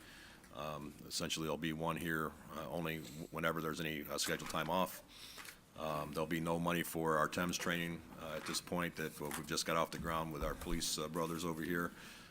We're currently training together with them on all of the tactical emergency medical services. I don't have any money to continue that training in next year's budget. And we're reducing our staffing by 4 individuals. That's $378,000. That 4 will come through retirements. And those are the 4 individuals that the council has put on over the last 2 years to staff Ambulance 7. I have a prepared statement that I'll read at the end of this. Okay. And so squad at 7 is going to be Gone. Is the vehicle will be there? But Correct. you won't have the manpower. I won't have staffing for it. That's correct. So they'll have to wait for someone to come from another station then. That's correct. Thank you. Alder Steuer. I know that, and this is your district, our District 1, and I had a chance to talk to the chief, and I guess one of the concerns is, again, talking about safety, and the fact is that response times without that crew out at Station 7, is going to be 10 minutes versus 4 minutes. It's a big difference, so, how do we get around that? And I guess, I'll wait, Chief, for you to give your statement at the end. I'm sure that might be part of it, but I just wanted to bring that out. Thank you. Thank you. Any other questions for fire? I would hope that the fire chief could look at all areas in which to reduce staff, make the best decision possible. My philosophy is that we are governance and you are the department head, so you need to make the decisions that are best for your department, and I wouldn't interfere on that, but we worked hard to get that ambulance in District 1. So I would just ask that you'd look at that again if possible. Would you like to make your statement now? Sure would. All right, Chief. I want to just begin by saying that I'm making this statement. I'm not asking for the council to add any money to my budget at this point. I'm not asking you to take money from another department, because that's not a fair and accurate statement. But I do feel very strongly about the fact that it is my responsibility as the fire chief to inform the public of the ramifications of what happens in this budget. So I'm not making this statement to embarrass anybody or anything of that nature. I've got a little PowerPoint I'm going to have Assistant Chief Goplin power up there. And when we get to that, we'll run through the quick slides there. So I appreciate the time or the ability to make this statement. So let me begin the statement by saying that the men and women of the Green Bay Metro Fire Department are some of the best firefighters and paramedics in the world. And I mean that sincerely. I've worked around the country. I've traveled around the country. I'm a graduate of National Fire Academy. I have friends that are fire chiefs all over this country. And you'll not find a better group of people. They're a group of public servants who are smart, professional, compassionate, experienced, and dedicated to the well-being of the people that we serve. This includes all the residents of the city of Green Bay, as well as the village of Alloway. We're the only city department that protects another village. And of course, all the many visitors to our area through special events, including the Packer game days. My comments here are not meant to embarrass anyone or pit our department against any other here in the city. After all city services are important to the residents of our community. We understand and take seriously our responsibility to our taxpayers to provide the best, most effective, and efficient service possible. I'll point out in the Municipal Facts book, maybe some of you have these books, but it's a book that's put out by the Taxpayer Alliance, as well as the Wisconsin Policy Forum, and they kind of take a look at what it costs to provide services. And the city of Green Bay being the third largest city in the state, we're grouped in with a group of cities that are 30 to 150,000 people, and we are funded at the number 9 level. So that doesn't include Milwaukee and Madison, so if you include those, that'd put us down to number 11. And our net cost per capita in this last year's book was $196. So so as we look at what we do and how we do it and what we're doing, I've heard a lot of time, well, you have too many people. Well, I'm here to say that I don't think that we do.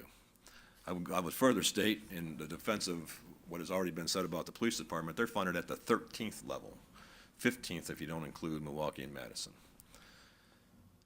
So that tells me that we are definitely being effective and efficient. The police department just stated that they're 12% below crime rate. I think that's fantastic, and they should be applauded for that. The fire department was the first city in the state of Wisconsin to achieve an ISO Class 1 rating, which we currently are. First one in the state, one of only 0.3% in the entire country that were able to do that, being funded at the 11th level, 11th number here in the state. Having said all that, I feel that it's my duty as the fire chief to inform the mayor, the council, and our citizens of the ramifications of the service cuts that will result from the elimination of personnel within the fire department as proposed in this budget. I made a proposal, and I'm solely responsible for it. My job, as I see it, is twofold. First, to protect and keep safe the citizens of our respective communities, and to keep the personnel of the fire department safe so that they may provide the service that the community has come to expect. You'll notice that I did not use the word second, because both of those responsibilities are equally important. We are facing an extremely challenging budget year. We've already made those comments, and we all understand exactly where we're at. I have, as directed, either increased revenues or reduced expenditures for a total of $974,365, and we've already covered what we did there. Just want to walk back, and Rob, if you'll power up the PowerPoint there, I'm going to get to that in a second here. As early as the annual report for 2014, I brought to the council's attention of a gap of ambulance service at Station 7 district in my executive summary. It should be noted that Station 7 serves all or parts of aldermanic districts 1, 2, 5, and 6. I want you to understand that Station 7 doesn't just stay at Station 7. All of our stations are backups to other stations, and it's a constantly moving animal, if you will, all day long. And so as you look at that map up there, geographically on the right side there, the far right star is Station 7. And you'll notice the large geographic area. There's no cavalry out there to come and help them. So I think that should be representative, at least give you a visual of what I'm talking about here. I once again addressed the situation in my executive summary in the 2015 annual report, stating that I would direct your attention to the chart on page 13, and I won't go into all the thing, but basically when we were able to back in 2015, and this is where I get this data from, when we had more than minimum manning, we put that ambulance up in service. And during that time on those calls, we reduced the average response time out there by 2 minutes and 32 seconds. That's noteworthy.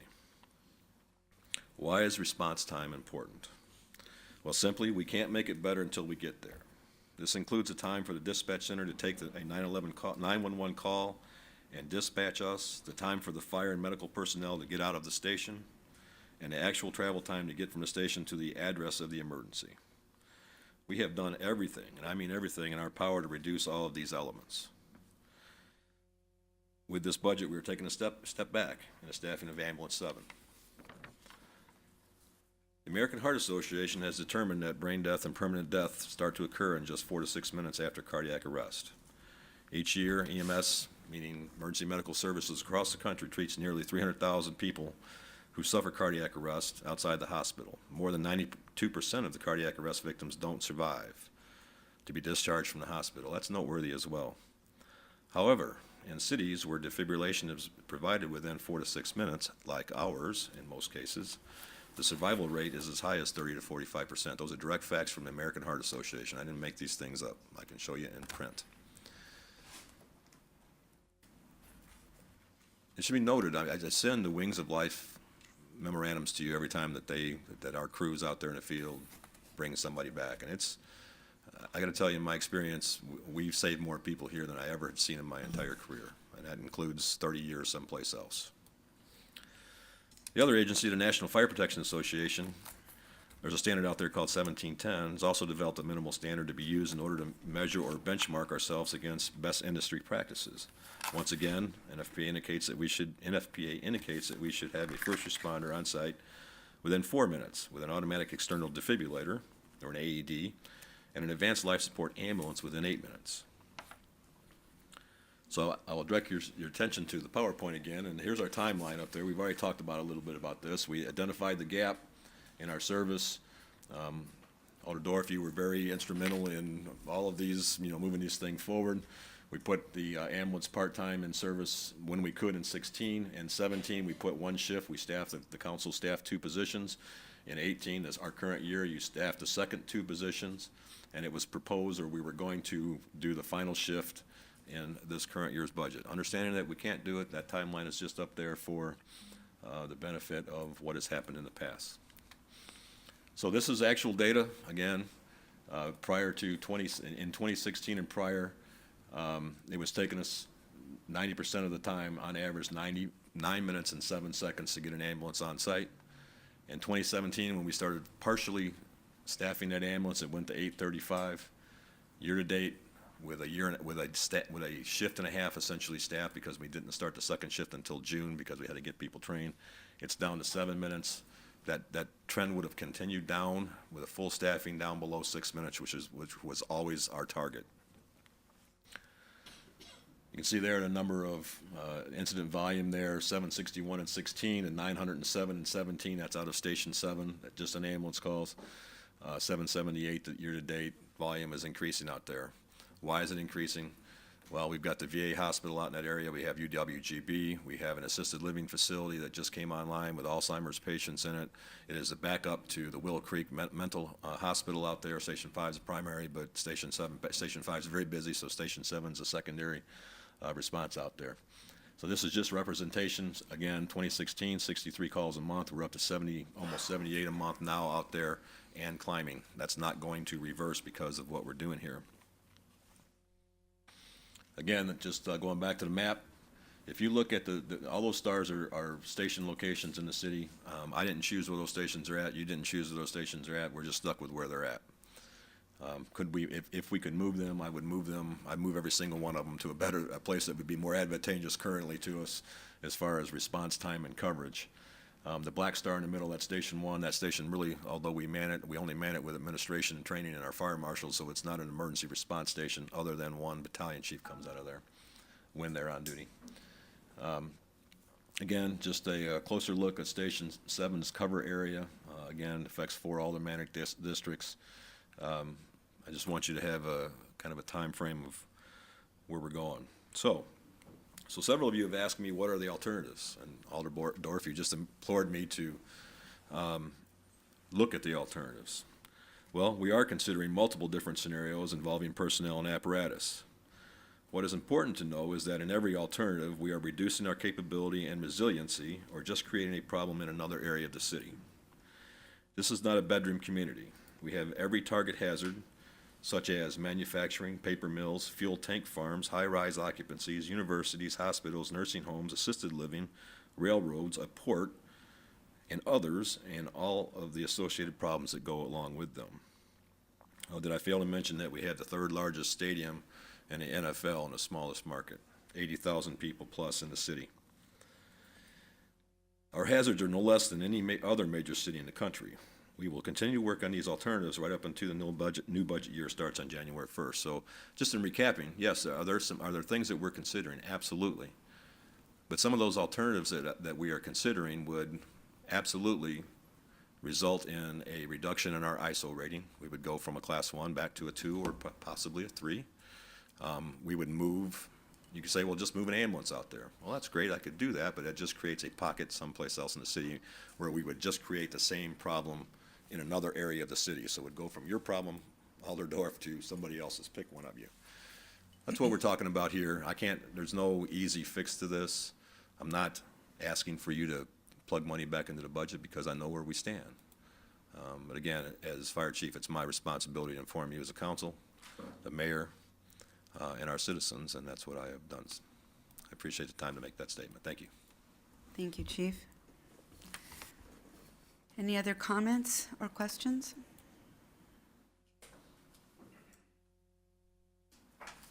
I wish that there was more money to distribute. There isn't. I'm not sure if you have some suggestions on where we could find this money, but I've sat down with you, I've sat down with other department heads, and I don't know where we can get it. Or take money from any place else. It's not there, I understand that. We just, absolutely have to understand what happens when you do things like that. Thank you. All right, I will entertain a motion from the committee then to approve the fire and equipment replacement budget. Motion approved by Alder Galvin.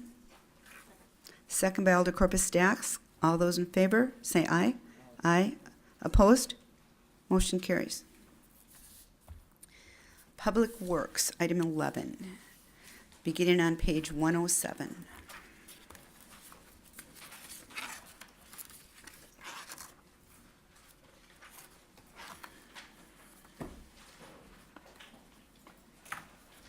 Are there any questions or concerns from the committee? I would just have a couple. Sure, Alder Galvin? Steve, like I did with the fire chief, can you detail where DPW is making its savings or cuts, however you want to refer to it? Well, since the original submittal of my original budget, we have sacrificed approximately $1.2 million worth of equipment replacement. The engineer I've been looking for the last 4 years is no longer part of our budget. The next electrician that I've needed for 3 years is no longer part of the budget. And then we had an additional approximately $720,000 that we needed to make up. So we've reduced private equipment rental from 215 down to 175,000. Our landfill monitoring has been reduced by $25,000. Blacktop materials have been reduced by $50,000. Joint sealing materials have been reduced by $55,000.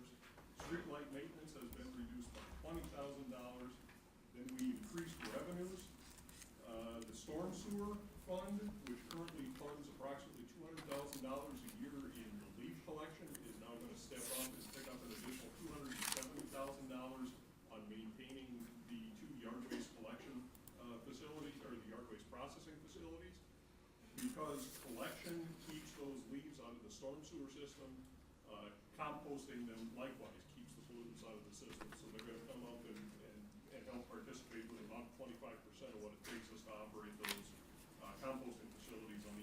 side.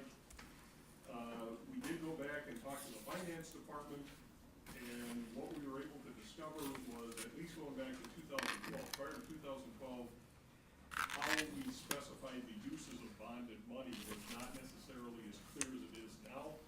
But since 2012, there's a very clear differentiation of what bonded money went towards ramp replacement, ramp repairs. And that comes out to a debt service payment of approximately $260,000 a year. So the parking division has stepped up, and they are going to take over that debt service payment, which previously was levy supported. So we were able, successful in finding about $530,000 worth of additional revenues to take that off the levy.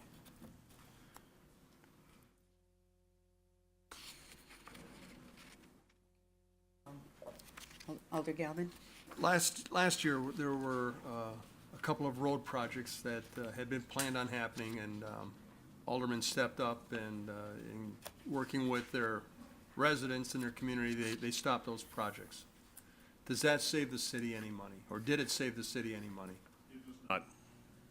Matter of fact, it cost the city money because the engineering that was necessary to go into those projects, that money had already been spent. Now, we're hopeful that we will be able to resurrect those projects at a later date that's not too far in the future, such that regulations haven't changed and we're able to reuse a lot of that engineering effort. The money that was bonded for that has a lifespan, and what that, if there was money bonded that was supposed to be targeted towards those road projects, that will simply be used as a reduction in the necessary bonding for 2019. Okay, thank you. Are there any other questions or concerns? Alder Steuer? Steve, this is more or less just for information purposes, I know with the budgets and such, but can you give me a percentage of the roads that we did repave last year or reconstruct? Is there a number on that? Offhand, I cannot. You're asking me about something that's on the capital program, and I am not prepared to discuss the capital program at this time. I've been concentrating on the budget. Thank you. Yes, Alder Burnett? Thank you, Chair. Steve, on the Hillcrest and Haven, we had discussions. The motion of the council was to hold for a year, and I know the costs, the engineering and the permits and all the work that goes into that. Would a lot of that work carry over into this year? Meaning if Hillcrest Haven was put into next budget year, 2020, would that create a cost savings? Are we looking at delaying into 2020 as you regrade all of the roads? There's no impact to the budget that goes along with what happened with Hillcrest and Haven Place. Quite honestly, from a workflow perspective, that fits better in the 2020 program, and that's the recommendation we are prepared to be making to the Improvement and Service Committee already.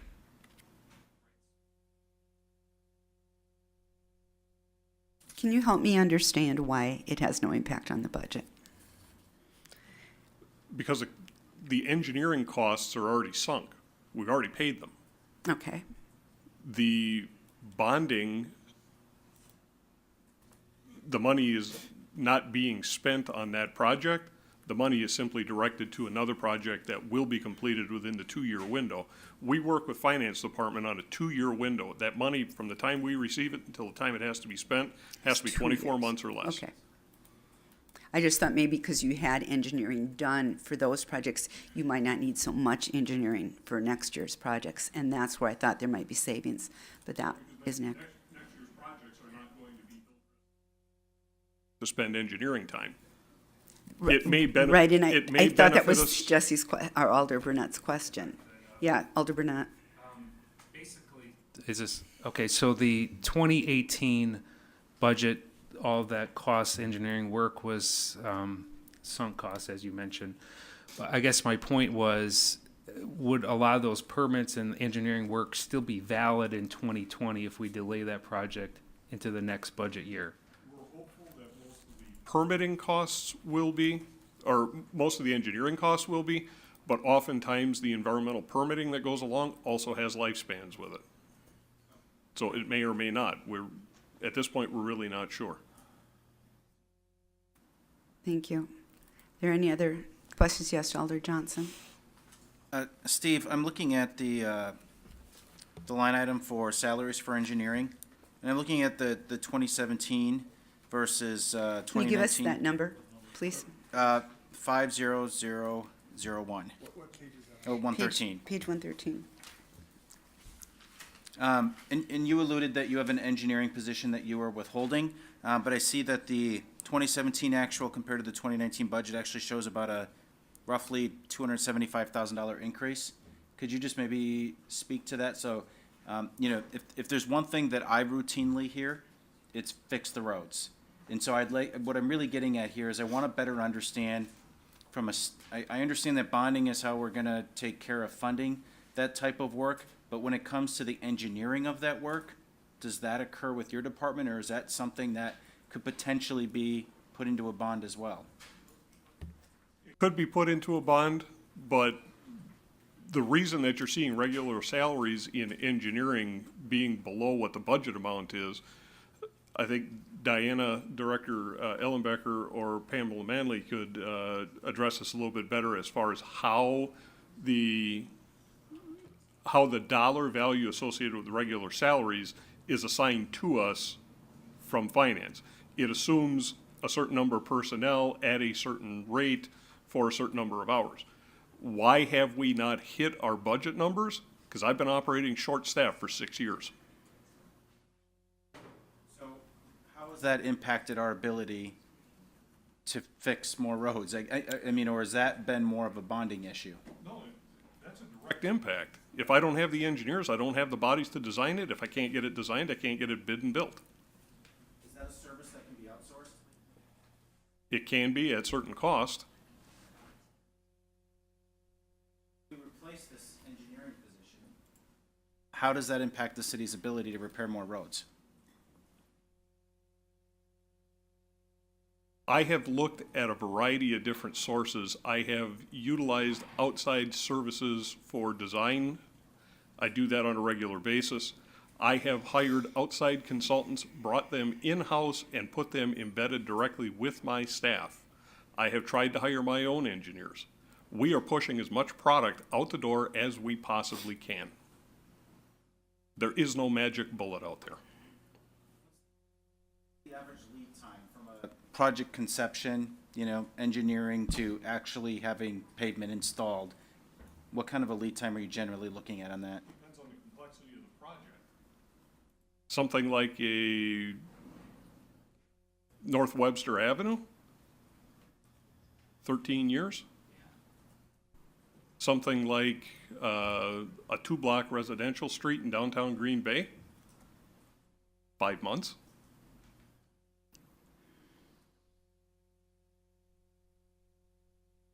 That engineering position that you're withholding, do you know what that total amount comes to?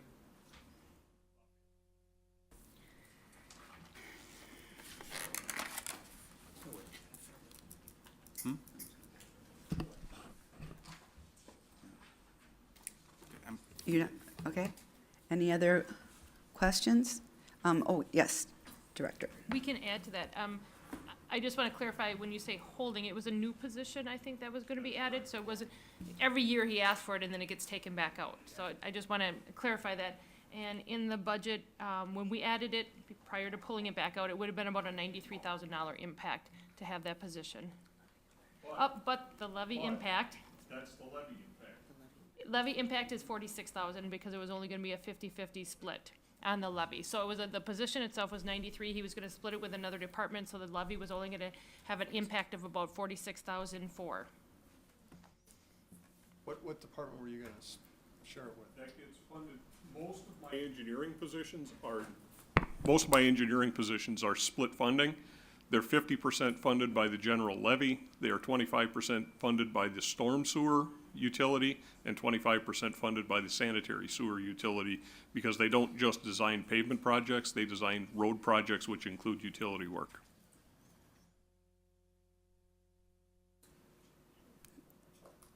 Are there any follow-up questions to that then?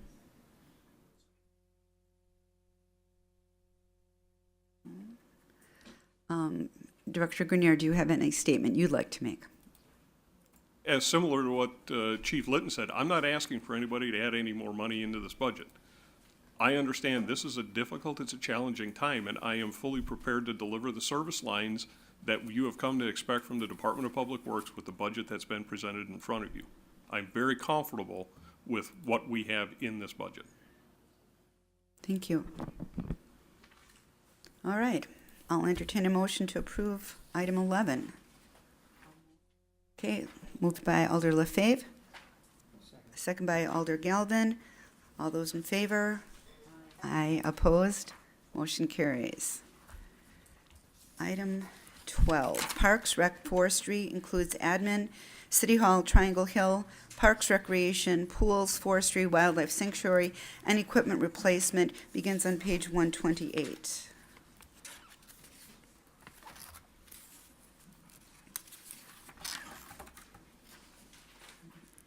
Right. Committee, are there any questions or concerns?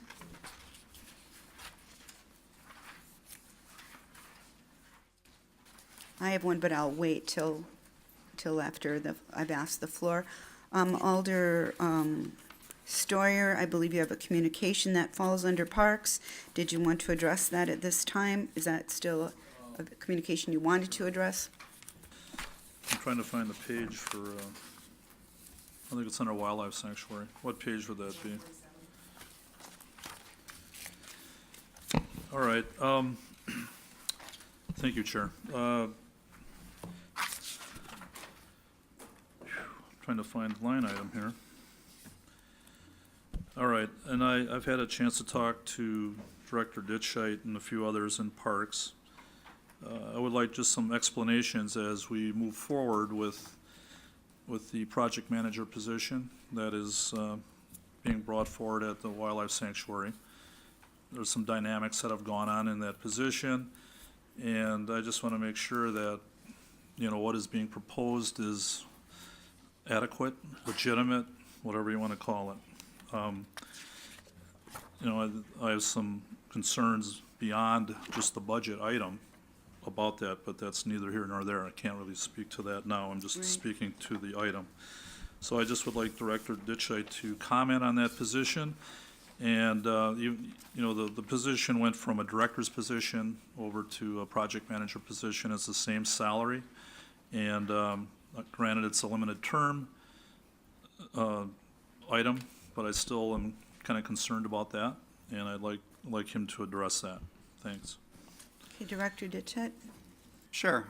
As most of you are aware, the previous superintendent out at the sanctuary, he accepted another position as project manager. So his job duties did change. He is now focusing his energies on the expansion project for the 4K building, along with doing additional fundraising and working with the Fowles member, and they're the donor group that's out there, the Friends of the Wildlife Sanctuary, and various other duties that go along with that. So it is a limited term position, so his intentions are to retire next year. And so at that point, that position, the project manager position, would be eliminated at the end of next year. And so in our budget, prior to the proposed 4% cut, we did put in our budget that there is a postponing of filling the wildlife sanctuary superintendent position for 1 year until the time when the project manager position is eliminated. And what we were doing over the last few months while there's been this transition to fill the wildlife sanctuary superintendent role, when we were in the co-interim director positions in our department, both James Anderson and myself, we split the job duties of the superintendent position to effectively handle the management out there. So what we're proposing in this budget is to give the recreation superintendent position, which is James Anderson's position, give him a stipend of $260 a month, to assist with that supervision role out there for the next year. So that is how we're handling that position. Alder Steuer? Sure. Well, I'm looking at scenarios here, and I'm just wondering if this position were cut for some reason, would there be, what would be the pushback on something like this? What would the ramifications be? Is this something that could be handled in-house, maybe with more stipend money? I would like to just hear what the possibilities would be for that, and if that's tenable or not. Director Ditchett? Are you referring to the project manager position? So as I stated, the duties for that position include the supervision of the construction. As you may be aware, the Park Committee and City Council granted approval for the Friends of the Wildlife Sanctuary to actually hire the contractor and monitor the construction of that 4K expansion project. Mike Reed will be assisting them in that position. And then the other aspect is fundraising. So the bids for the project, I speaking for the Friends, because they bid this out and it went through them, but it came in over their anticipated $3 million budget. So there is additional fundraising that goes along with this to kind of finish the project up and to furnish it. Because the plan right now, as it's approved, is there is no city money that is going into either building that addition or furnishing it. So additional fundraising does need to happen out there. And so that would be the project manager's duty to assist with that fundraising effort. So those two items would be sacrificed if that position was eliminated. Just to give some clarification, when we do a building project, when I was with the school district and there would be a building project, many times the principal would be the project manager for the building project, and there'd be someone hired to replace the principal for that year. So the building that's being built is quite complex. There needs to be a lot of security needs addressed in that building, and it does need someone overseeing the building to make sure that it offers to the students that are coming out there the safety that they need, the education that they need. And I think it's very important that someone is appointed to directly oversee that. I notice it is a budget neutral position. The superintendent is out for the year, which was the position, and now the project manager is in. And so therefore there really isn't a direct impact on the budget by adding that position, because something has been taken away. Alder Steuer. Yeah, thank you. Well, that is true, but, I'm thinking that, with this project, with this position, I'm just wondering why the Friends possibly could not fund this as well. I know they're fundraising for the building itself, and I was just wondering if that was something that could be considered. We're trying to raise some more money for that, and I realize this is a budget item, but I'm just wondering if the Friends of the Wildlife Sanctuary could handle this at all. For the Friends group, but I will tell you that, as I mentioned, they are short on their construction budget, so if they are asked to fund this project manager position, that would be a burden on them. Whether or not they'd be willing to do that, we would have to have those conversations with them. Alder Steuer. I guess with that being said, Director Ditchett, I just want to make sure that we've covered every angle on this, and I want to make sure that you feel that this position is well taken care of. You feel that everything's in place, that you feel this will be successful, and that we can move forward with all of this. And is that the case? Yeah, I'm comfortable with the budget as it's presented. So I think that we will be successful out there. I think that we can manage the supervision role for the superintendent role on a temporary basis for the next year with how we have this set up. So yes, I am comfortable with this. Thank you. Any other comments about the budget? Yes, Director Burnett, or Alder Burnett. Got to upgrade from Alder to Director. Yeah. Thank you. Director Ditchett, I do have a couple questions. How was it determined what the salary would be of this position? And second of all, is there a new job description that has been created or drafted or will be created? There has been a new job description that was created for that position. He is currently in that position, and maybe Director Faulds can speak to the dollar amount associated with it.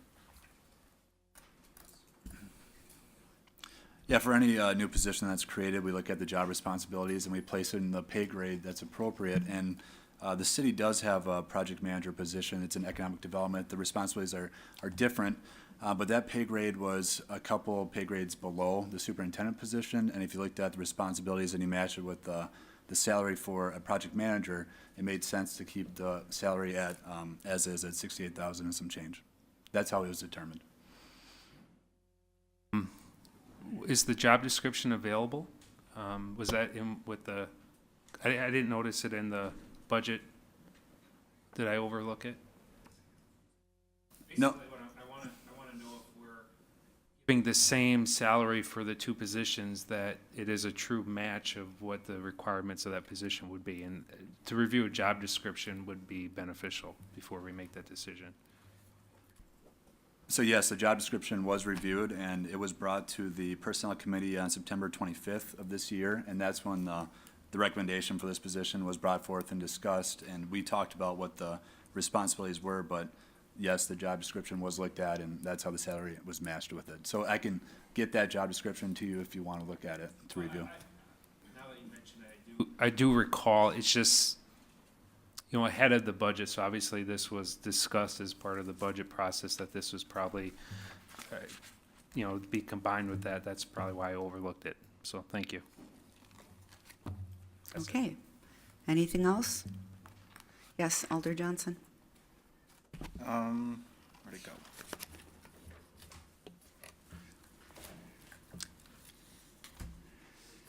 Sorry, I wasn't ready to turn this quickly. Page 142. Item number 55-130, city equipment. Am I to assume, Director, that this is a similar practice to what we saw with one of the other department budgets, which was starting to, I guess, budget for some of those? What's that? 55-130. Where we're budgeting for some of those costs that maybe previously have been bonded for? Looks like city equipment. So that is not a replacement. What that is a usage. So that would be all of our gasoline, our propane items such as that. And hold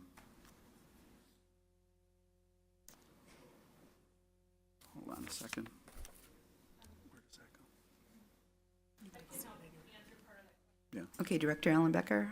So as you can see on this, on the page, the actuals that fall, that match it are actually in the second last bottom line, transfer out to specials. There's a special fund in which these usage the actuals are tracked through.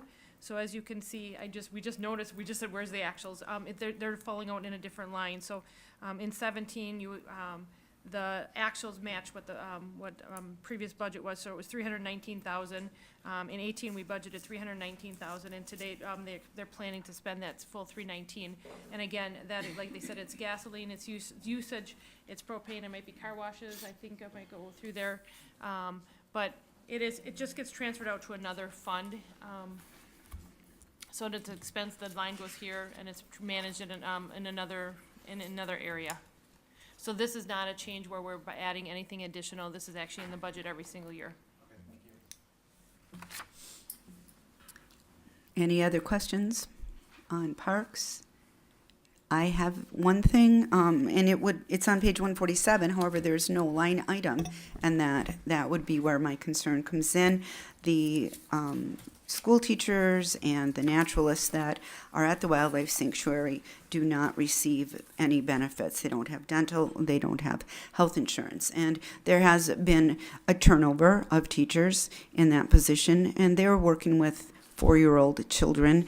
We want to have a good program out there. The city does run that program, and we had talked in personnel and finance about adding in those benefits. I see, looking at the budget, that there's no chance that we can do that for the current year, starting January 1st, which is what I had hoped. So what I would like to propose is that we add in $19,868. That would cover the family plan for the health insurance, and we need 2 family plans, it looks like, and 2 single plans for the naturalists and the teachers to be given some benefits. All of our other employees have benefits, basically, except for seasonal employees, and I would like us to get quality people in these positions. So that would be an addition into the budget of $19,868. And I would like to make that motion. Is there a second?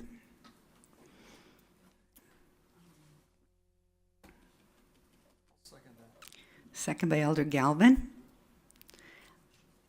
Any more discussion on that?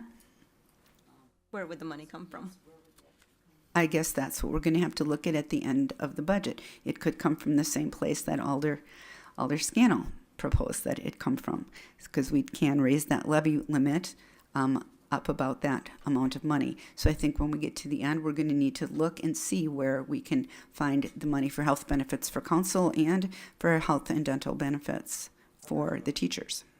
Just for discussion, and not everyone here may be aware of this, the school district, it was my understanding, was interested in possibly picking up and paying those salaries and benefits, and I'm just wondering where the city is in discussion with the school district over this, because obviously if they picked up the salary and benefits, it would be, to me, a considerable savings to the city.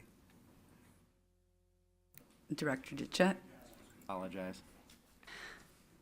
I'm sorry? Can you repeat that, please? Sure. When this was brought up in discussion before, there was some talk about the school district picking up the salary and benefits. And obviously, the school district picked it up. These people are doing the same work at the same facility. It would be a considerable savings for the city. Preliminary meeting with the school district about a week ago to discuss this. What we would be doing is changing this from a Model 3 to a Model 2 classroom style, and basically what it turns into is the school district would run the program, and they would just rent the facility from the city.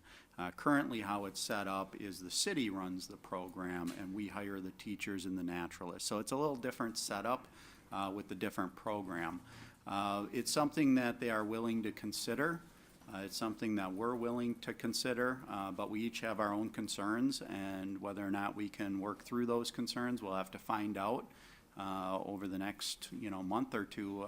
This won't be decided in time for the budget, though.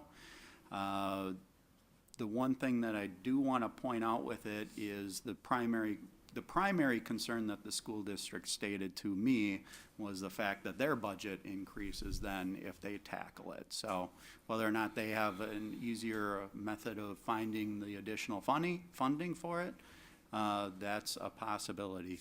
The other thing that they did mention that they could look at with us is maybe the possibility of increasing the revenue per student over what it is now to help us out with it a little bit more.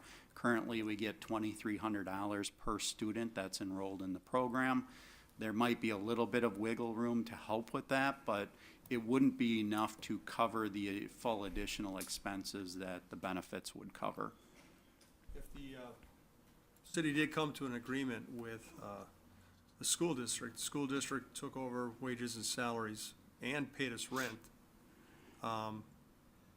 within, you'll know, what, you said within a month or two? We would continue discussions on and see when that happens. I don't have a timeline. I would ask, so how would that affect our budget? Would that suddenly just be a surplus that we would have? It wouldn't affect the budget drastically because it'd be a wash. So basically, how the program runs right now is we get paid per student, like I mentioned, and that covers our expenses for the most part. It's pretty much a break-even situation right now. If we add benefits to it, then the city's operating at a loss. So if it's eliminated from our budget because the school district undertakes the maintenance and everything else with it, and the hiring of the teachers and running the program, it's basically a wash for us. There might be a savings of a few $1,000s, but it would be minimal.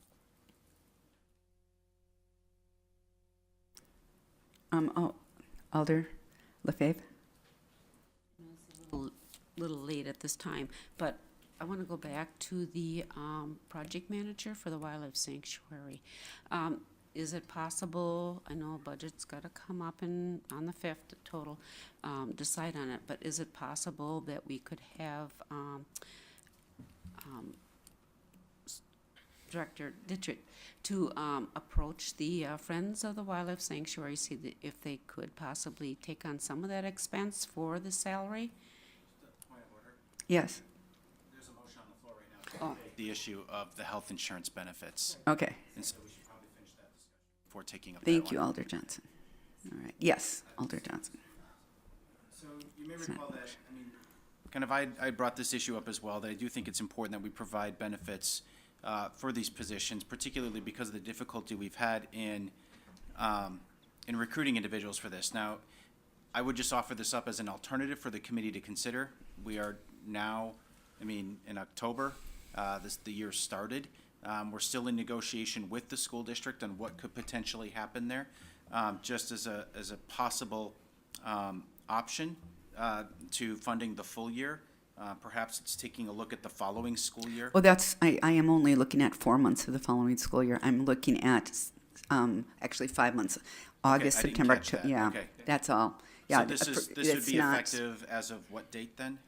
when I think they come in August in August on 2019. Okay. So that's why we don't know what the outcome's going to be of the discussions. So if it's going to be in the budget, we may end up not using it, but if it's not there, then we don't have it. So, yeah, that is, Okay, I didn't catch that yeah, piece. My that was the apologies. compromise I had come to. Okay, good.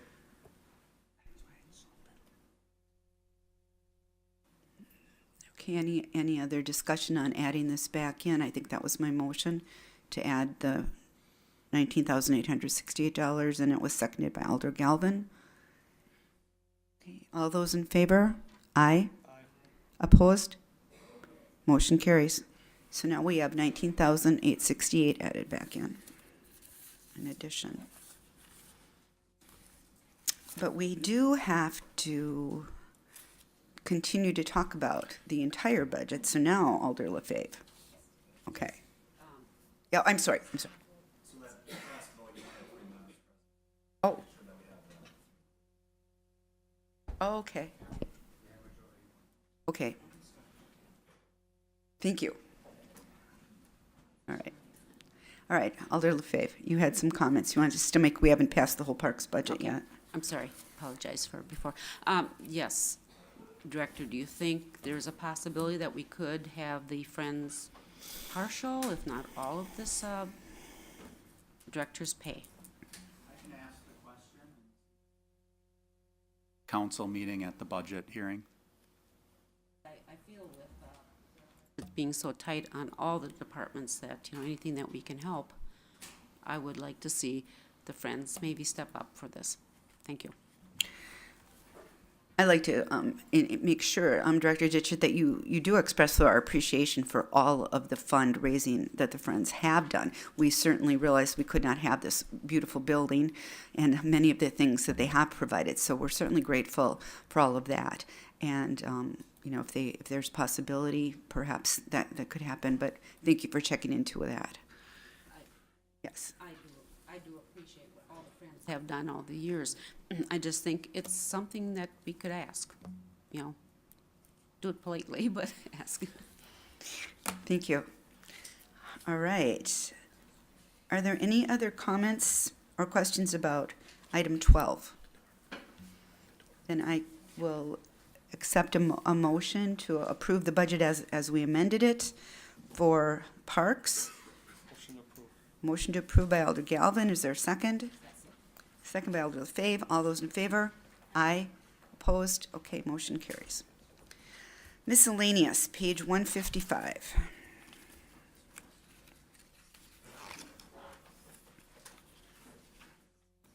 Committee, anything on miscellaneous? Yes. I would like to bring something to your attention that was brought to our attention today, that we have a duplicate line item in here, so there are some dollars that we can take out of the miscellaneous budget. Okay. It is the historic preservation line. There's $20,000 in this miscellaneous budget, and it has always been in this line item in this budget. It was Okay. brought to my attention that economic development has also put it in their budget because that is now on their table of org. So in their contractual line item, I could tell you what page it's in, but in their contractual line item, they have $20,000 the exact same line item has been duplicated in our budget, the first year that they put it in their line item. So, since it's under their table of org, it does make sense to have it in their department. It's in their contractual, services line, so we could remove this 20,000. Okay, so we have therefore just covered both of the additions at this, up to this point. Thank you very We've only much. approved one at this point. We've only approved, that's right, we need to go back, We've you're only right. We need to go approved one back addition at this and, time. and do the council one at the end, thank you. All right.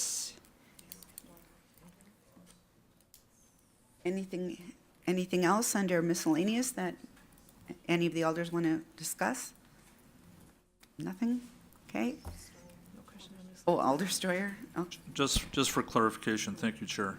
With this adjustment now, you're saying that we had some wiggle room for benefits for council as well as for this, correct? do. Okay, I just want a clarification. Yep. Okay. All right, I'll entertain a motion to approve miscellaneous from the committee. Motion approved by Alder LaFave, second by Alder Corpus Dax. All those in favor? Aye. Opposed? Motion carries.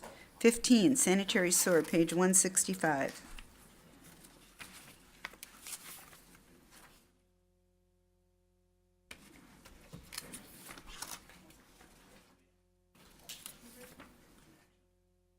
Sorry? Oh, thank you very much. Okay. Let us go back to remove the 20,000. Got it. Okay. Going back to the miscellaneous budget, is there a motion to remove that $20,000 item from that budget? I'll make a motion to remove the $20,000 for the historic. Thank you, Alder Galvin, second by Alder Corpus Dax. And what? Okay. Do we have to designate where we want it to go, or just make a motion to No. remove it? Just removing it. Okay. Okay, all those in favor? Aye. Aye. Opposed? Motion carries. Thank you so much. Now we need to adopt the budget as amended. Adopt the miscellaneous budget as amended. Yes, that's what I meant. Motion to adopt the miscellaneous. Is there a second? Second by Alder Corpus Dax, motion by Alder Galvin. All those in favor? Aye. Opposed? All right, the motion carries. The miscellaneous budget has been adopted as amended. Sanitary sewer, page 165. Any questions or concerns on the sanitary sewer budget?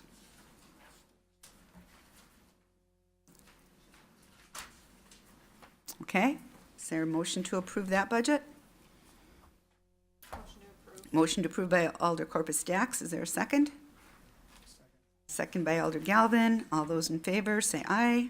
Aye. Opposed, nay. Motion carries. Parking utility, 15. 15 starts on page 169. Any comments or questions about parking utility? Okay. Entertain a Yes, motion. I Oh, have- up. I have a Alder Galvin. Director Grenier, you had stated that parking utility, if I understood you correctly, is picking up some of the costs from your other budget. How do they plan on increasing or finding those monies? The short answer on that, if you go to page 172, you will see that line item 59930, transfer out debt service, increases from 452,970 to 734,100. Correspondingly, line item 59940, transfer out to cap reserves, is decreasing. So basically what we're doing is we're putting a little bit less into our cap reserve fund. We would have had a larger cap reserve fund going, contribution this year. We're holding that steady with, more along the lines of what we had last year. There's a slight reduction. It would have been another 270,000 higher than what you see in the budget, but we're moving it from one area to the other. Okay, any other questions or comments about miscellaneous? I'm sorry, parking utility, sanitary, where are we? Sanitary. Parking, we are on parking, I was right. Okay. I did. I entertained a motion to approve parking utility. Moved by Alder LaFave. Is there a second? Second by Alder Corpus Dax. All those in favor? Aye. Opposed? Motion carries. Now, storm sewer, 173. Any questions or comments on the storm sewer budget? Okay, I'll entertain a motion to approve that budget. Motion approved by Alder Galvin. Second by Alder Corpus Dax. All those in favor? Aye. Opposed? Motion carries. 17, okay, we'll skip over the transit department. As you see, that comes next in your budget. Item 17 is Bay Beach, and that starts on page 187.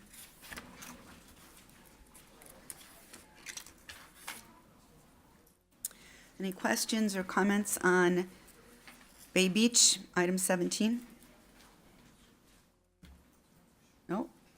All right. I'll entertain a motion to accept that. Motion approved by Alder Corpus Dax. Is there a second by Alder Galvin? All those in favor? Aye. All those opposed?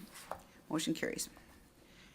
Debt service, page 192, item 18. Any questions or concerns about the debt service? Yes, Alder Galvin. So our debt service, that's paying off the bonds, correct?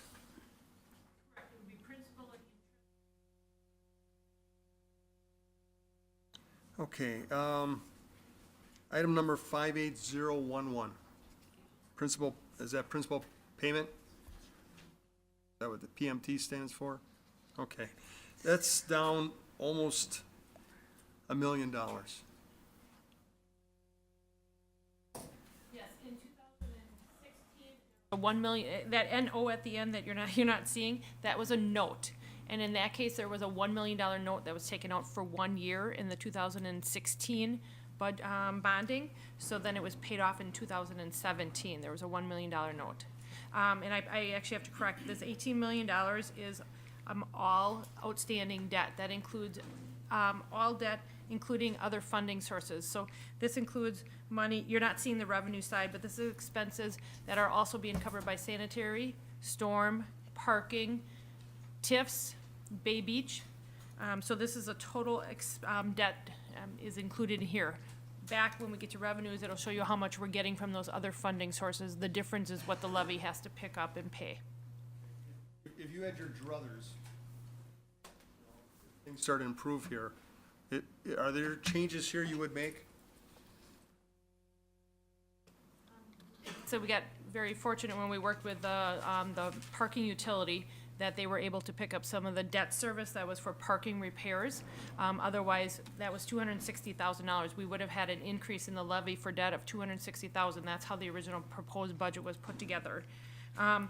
As far as recommendations is that we look very closely at 2019 bonding and maybe prioritize the bonding. If there is if we have the opportunity of borrowing less than we're paying off, that would help bring our overall outstanding down. Okay. Go ahead. Because at the last finance meeting, I'd asked for some recommendations, long-term. I'm kind of getting tired of year to year, although I realize we have to have a budget year to year. But I think it's time we start looking 5 to 10, 20 years down the road, to have a plan. You know, I understand that can change, things can happen, the economy could tank and things like that. But so that we start working harder at, like you said, reducing some of this debt versus borrowing to put ourselves in a better financial position And, so I guess I'm, maybe I'm getting ahead of the cart in front of the horse here, but I am looking for that from you, as it pertains to all the departments, I guess.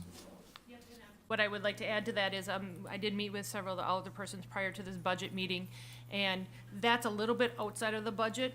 We do have to pay the debt service during this budget, but, borrowing is really something that comes typically in the, spring, fall, summer of the next year. I did commit to quite a few of the alderpersons that we will be looking to put a comprehensive capital improvement plan together so that we can look at all the priorities of the city at one point and not department, just each department separate. And talk about, looking at borrowing less than being paid off, or if there's other revenue sources. We can borrow if there's other revenue sources, but look at the ones that pertain specifically to the general levy. And you also had asked for some kind of projection on maybe in the next few years on where we think our levy limits would take us. I have been working on that.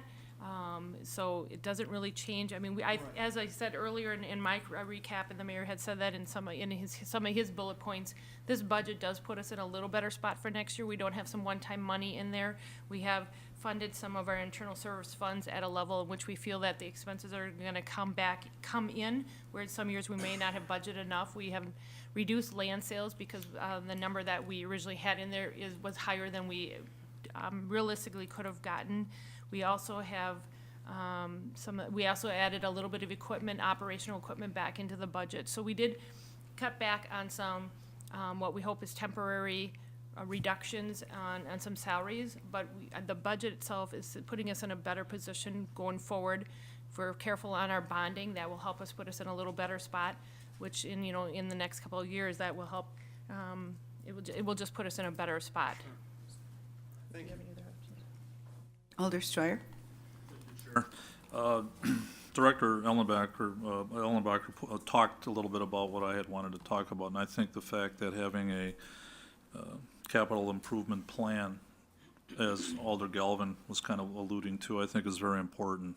It gets very difficult when you look at all the separate departments, and we're always trying to figure out things individually with departments. I think that's a great thing. So that's something that we need to push for. I think we can make a lot better decisions in the future. I did have one question to ask of Director Ellenbacher. Our debt service for the 2019 budget is $18.54 million, which is about 17.3% of the budget. I just want to explain if we are on track here to eliminating the debt service with this amount. I granted, and if you could fill us in a little bit about what our range is as far as what is allowable, if you could. Thank you. Metrics that we have in our budget document, we do have an internal recommendation that our budget, at no point do we have it more than 25% of our budget is debt service. And as the charts had showed earlier, we're right around 17%. So we're certainly within our recommended guideline, or how much we would allow in a budget.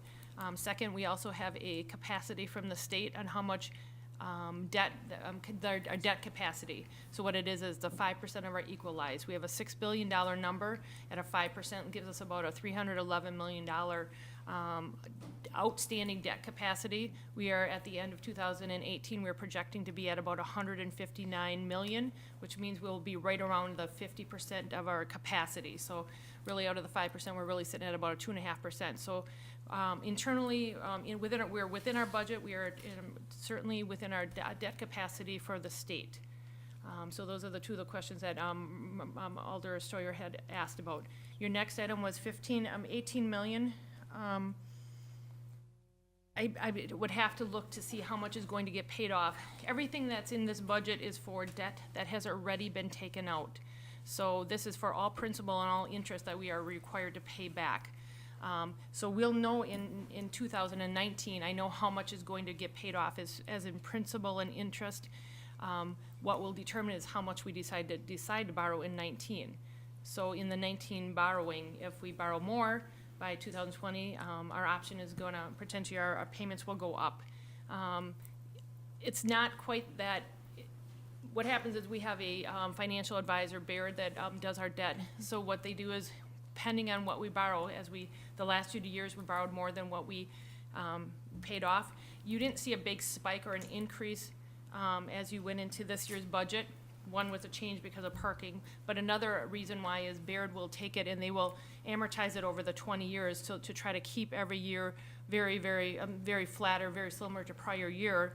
So then in some cases, they're just pushing that principal off a little bit later in the schedule of 20 years. So you may not have seen an increase or decrease because of our last couple years of borrowing, but it's just being pushed off to another year. So what I'm saying, what's more important is what's in this number is things we've already borrowed. The only way we can make any changes or improvements is on being careful on what we borrow in future years, starting in 19. Alder Steuer?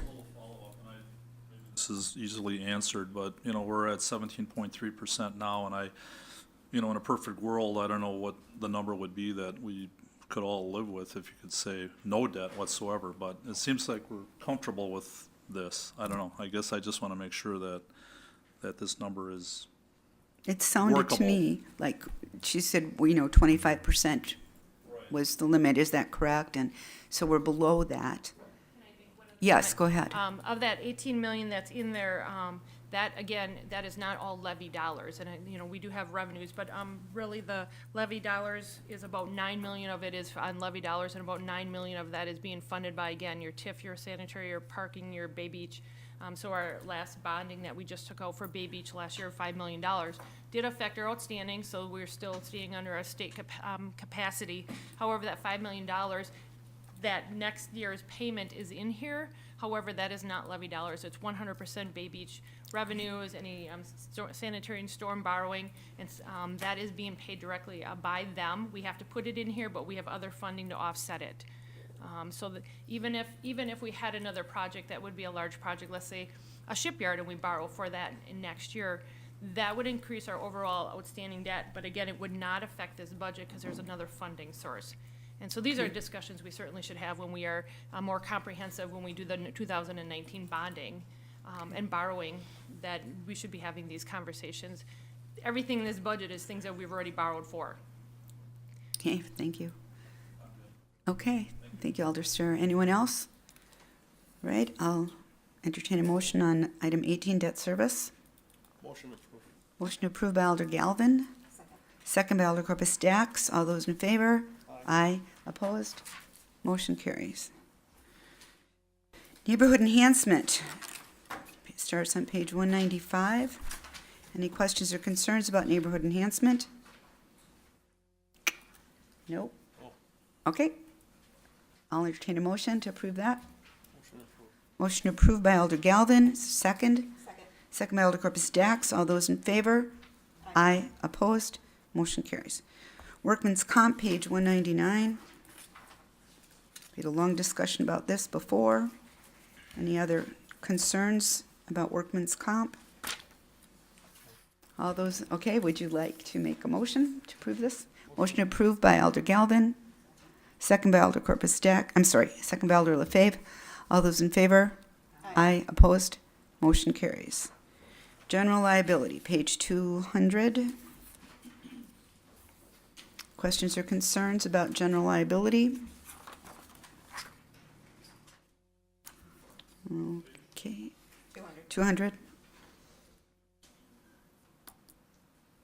Okay.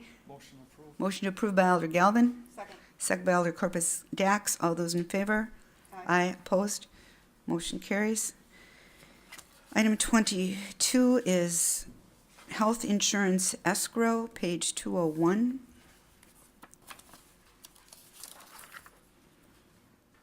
Questions or concerns about the health insurance escrow? We had talked about that prior to this as well. Is there a motion to approve? Motion to approve. Okay, motion approved by Alder Corpus Dax, second by Alder LaFave. All those in favor? Aye. Opposed? Motion carries. We're into revenue. General fund, page 203. Questions or concerns on revenue? Okay, Alder Steuer. Thank you, Chair. Just a general question, as far as, we're in the services here, but as far as increasing revenues in any way. I'm just entertaining other folks coming forward and speaking to that matter. I'm just opening that up, so I know you are as well. If there are opportunities, all for it. So that's it. Okay. Thank you, Alder I don't Story. have any specifics right now. All right. Anyone else? I would entertain a motion to approve this item, item 24. I'm sorry, 23. And second by Alder LaFave. All those in favor? Aye. Opposed? Motion carries. All right. 24, sanitary sewer, page 213.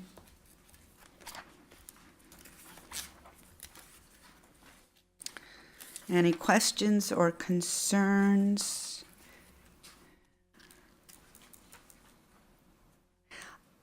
I had one, you were going to look up on page 212, item 43810 under wildlife sanctuary.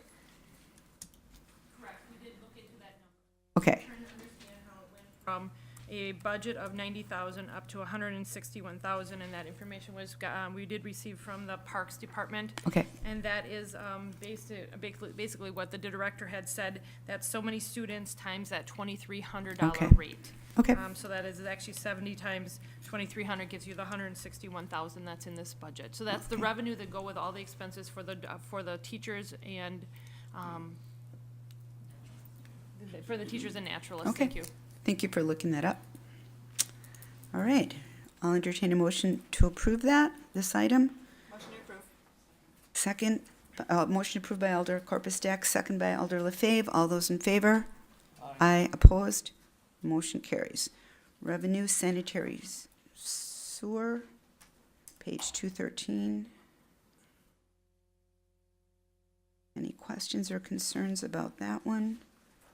It's just this one page. All right. Accept motion to approve this. Motion to approve. Motion approved by Alder Corpus Dax. Is there a second? Second by Alder Galvin. All those in favor? Aye. Opposed? Motion carries. Revenue parking utility, page 214. Any questions or concerns? All right. I'll entertain a motion to approve parking utility revenue. Motion to approve. Motion to approve by Alder Corpus Dax, second by Alder LaFave. All those in favor? Aye. Opposed? Motion carries. Revenue DPW equipment replacement, page 215. Any questions or concerns about that? It goes into page 216. Okay. I'll entertain a motion to approve by Alder Corpus Dax, second by Alder Galvin. All those in favor? Aye. Opposed? Motion carries. All right, revenue on storm sewer, page 217. Item 27. All right. Is there a motion to approve? Motion to approve. Motion to approve by Alder Corpus Dax. Second by Alder Galvin. It is approved. All those in favor say aye. Aye. Motion carries. Okay. Then we skip the next couple pages, which we did already. We're going to go to page 220. Revenue, item 28 is revenue from Bay Beach. All right. Any questions, concerns, comments? Good job, Bay Beach. All right. I'll entertain a motion to approve. Motion to approve by Alder Galvin, second by Alder Corpus Dax. All those in favor, item 28, Bay Beach, say aye. Aye. Opposed, motion carries. All right, revenue debt service, page 221. Questions or concerns on that? All right, I'll entertain a motion to approve. Motion to approve revenue debt service. Is there a second? Second by Alder LaFave. All those in favor? Aye. Opposed, motion carries. Item 30, revenue equipment replacement funds, page 223. Any questions, concerns? Entertain a motion. Okay, motion to approve by Alder LaFave, second by Alder Galvin. All those in favor? Aye. Opposed? Motion carries. Revenue neighborhood enhancement, page 228.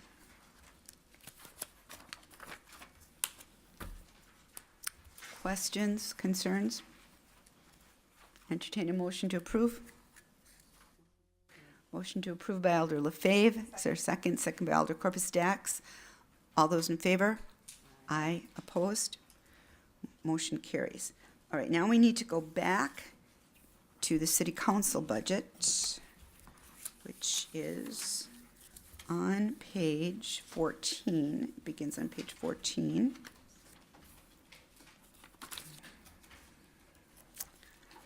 And discussion, actually, it's on page 16. All right, discussion on items, on line items 51201 and 51202, the health and dental insurance.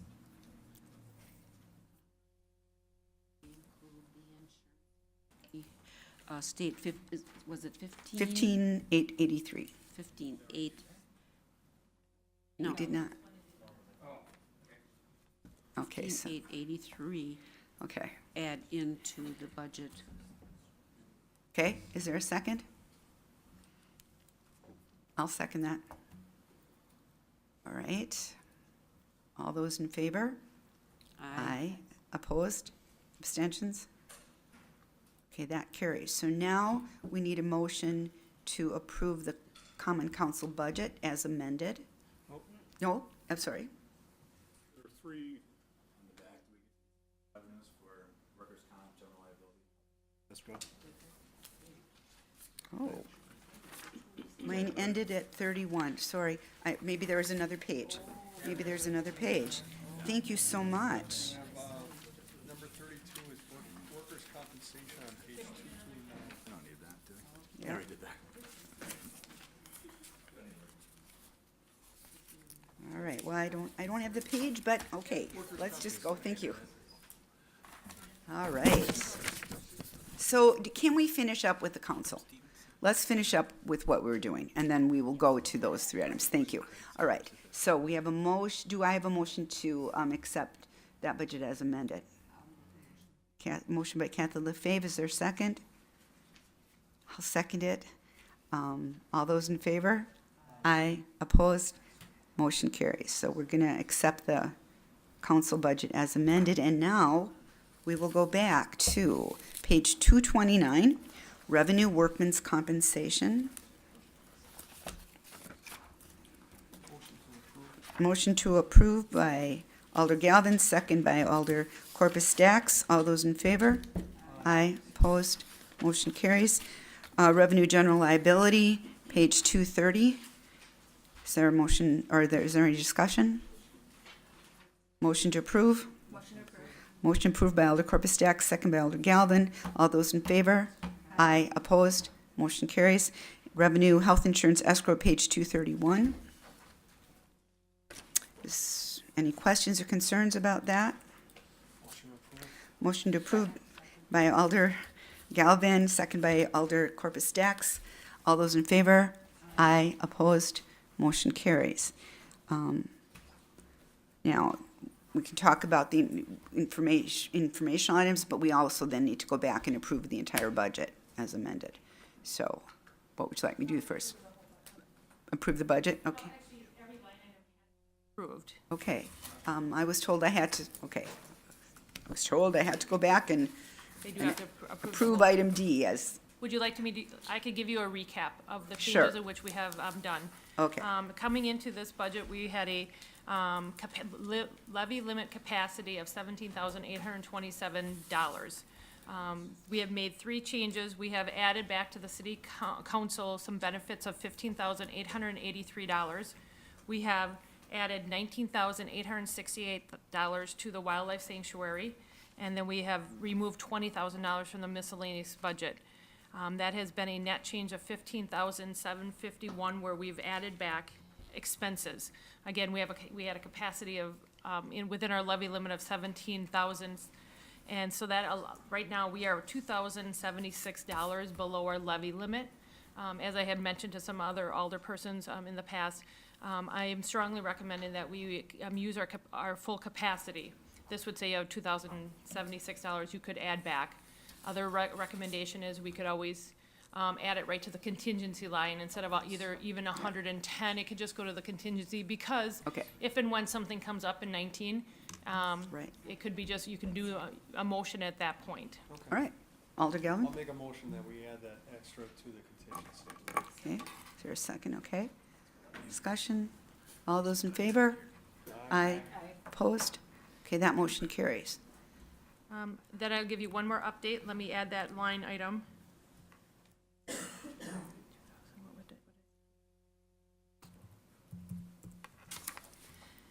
That then takes us to our levy our levy that is allowed by state is 54,004,908.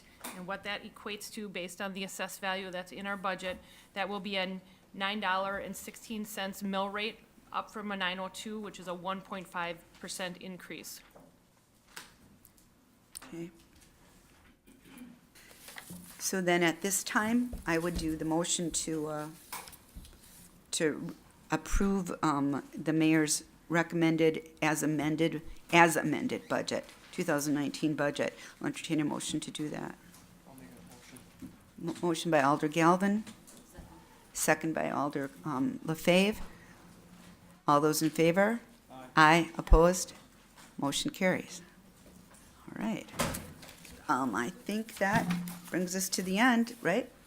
All right. I'll entertain a motion to adjourn. Motion to adjourn. Motion to adjourn by Alder Galvin. Second by Alder Corpus Dax. All those in favor? Aye. We're adjourned.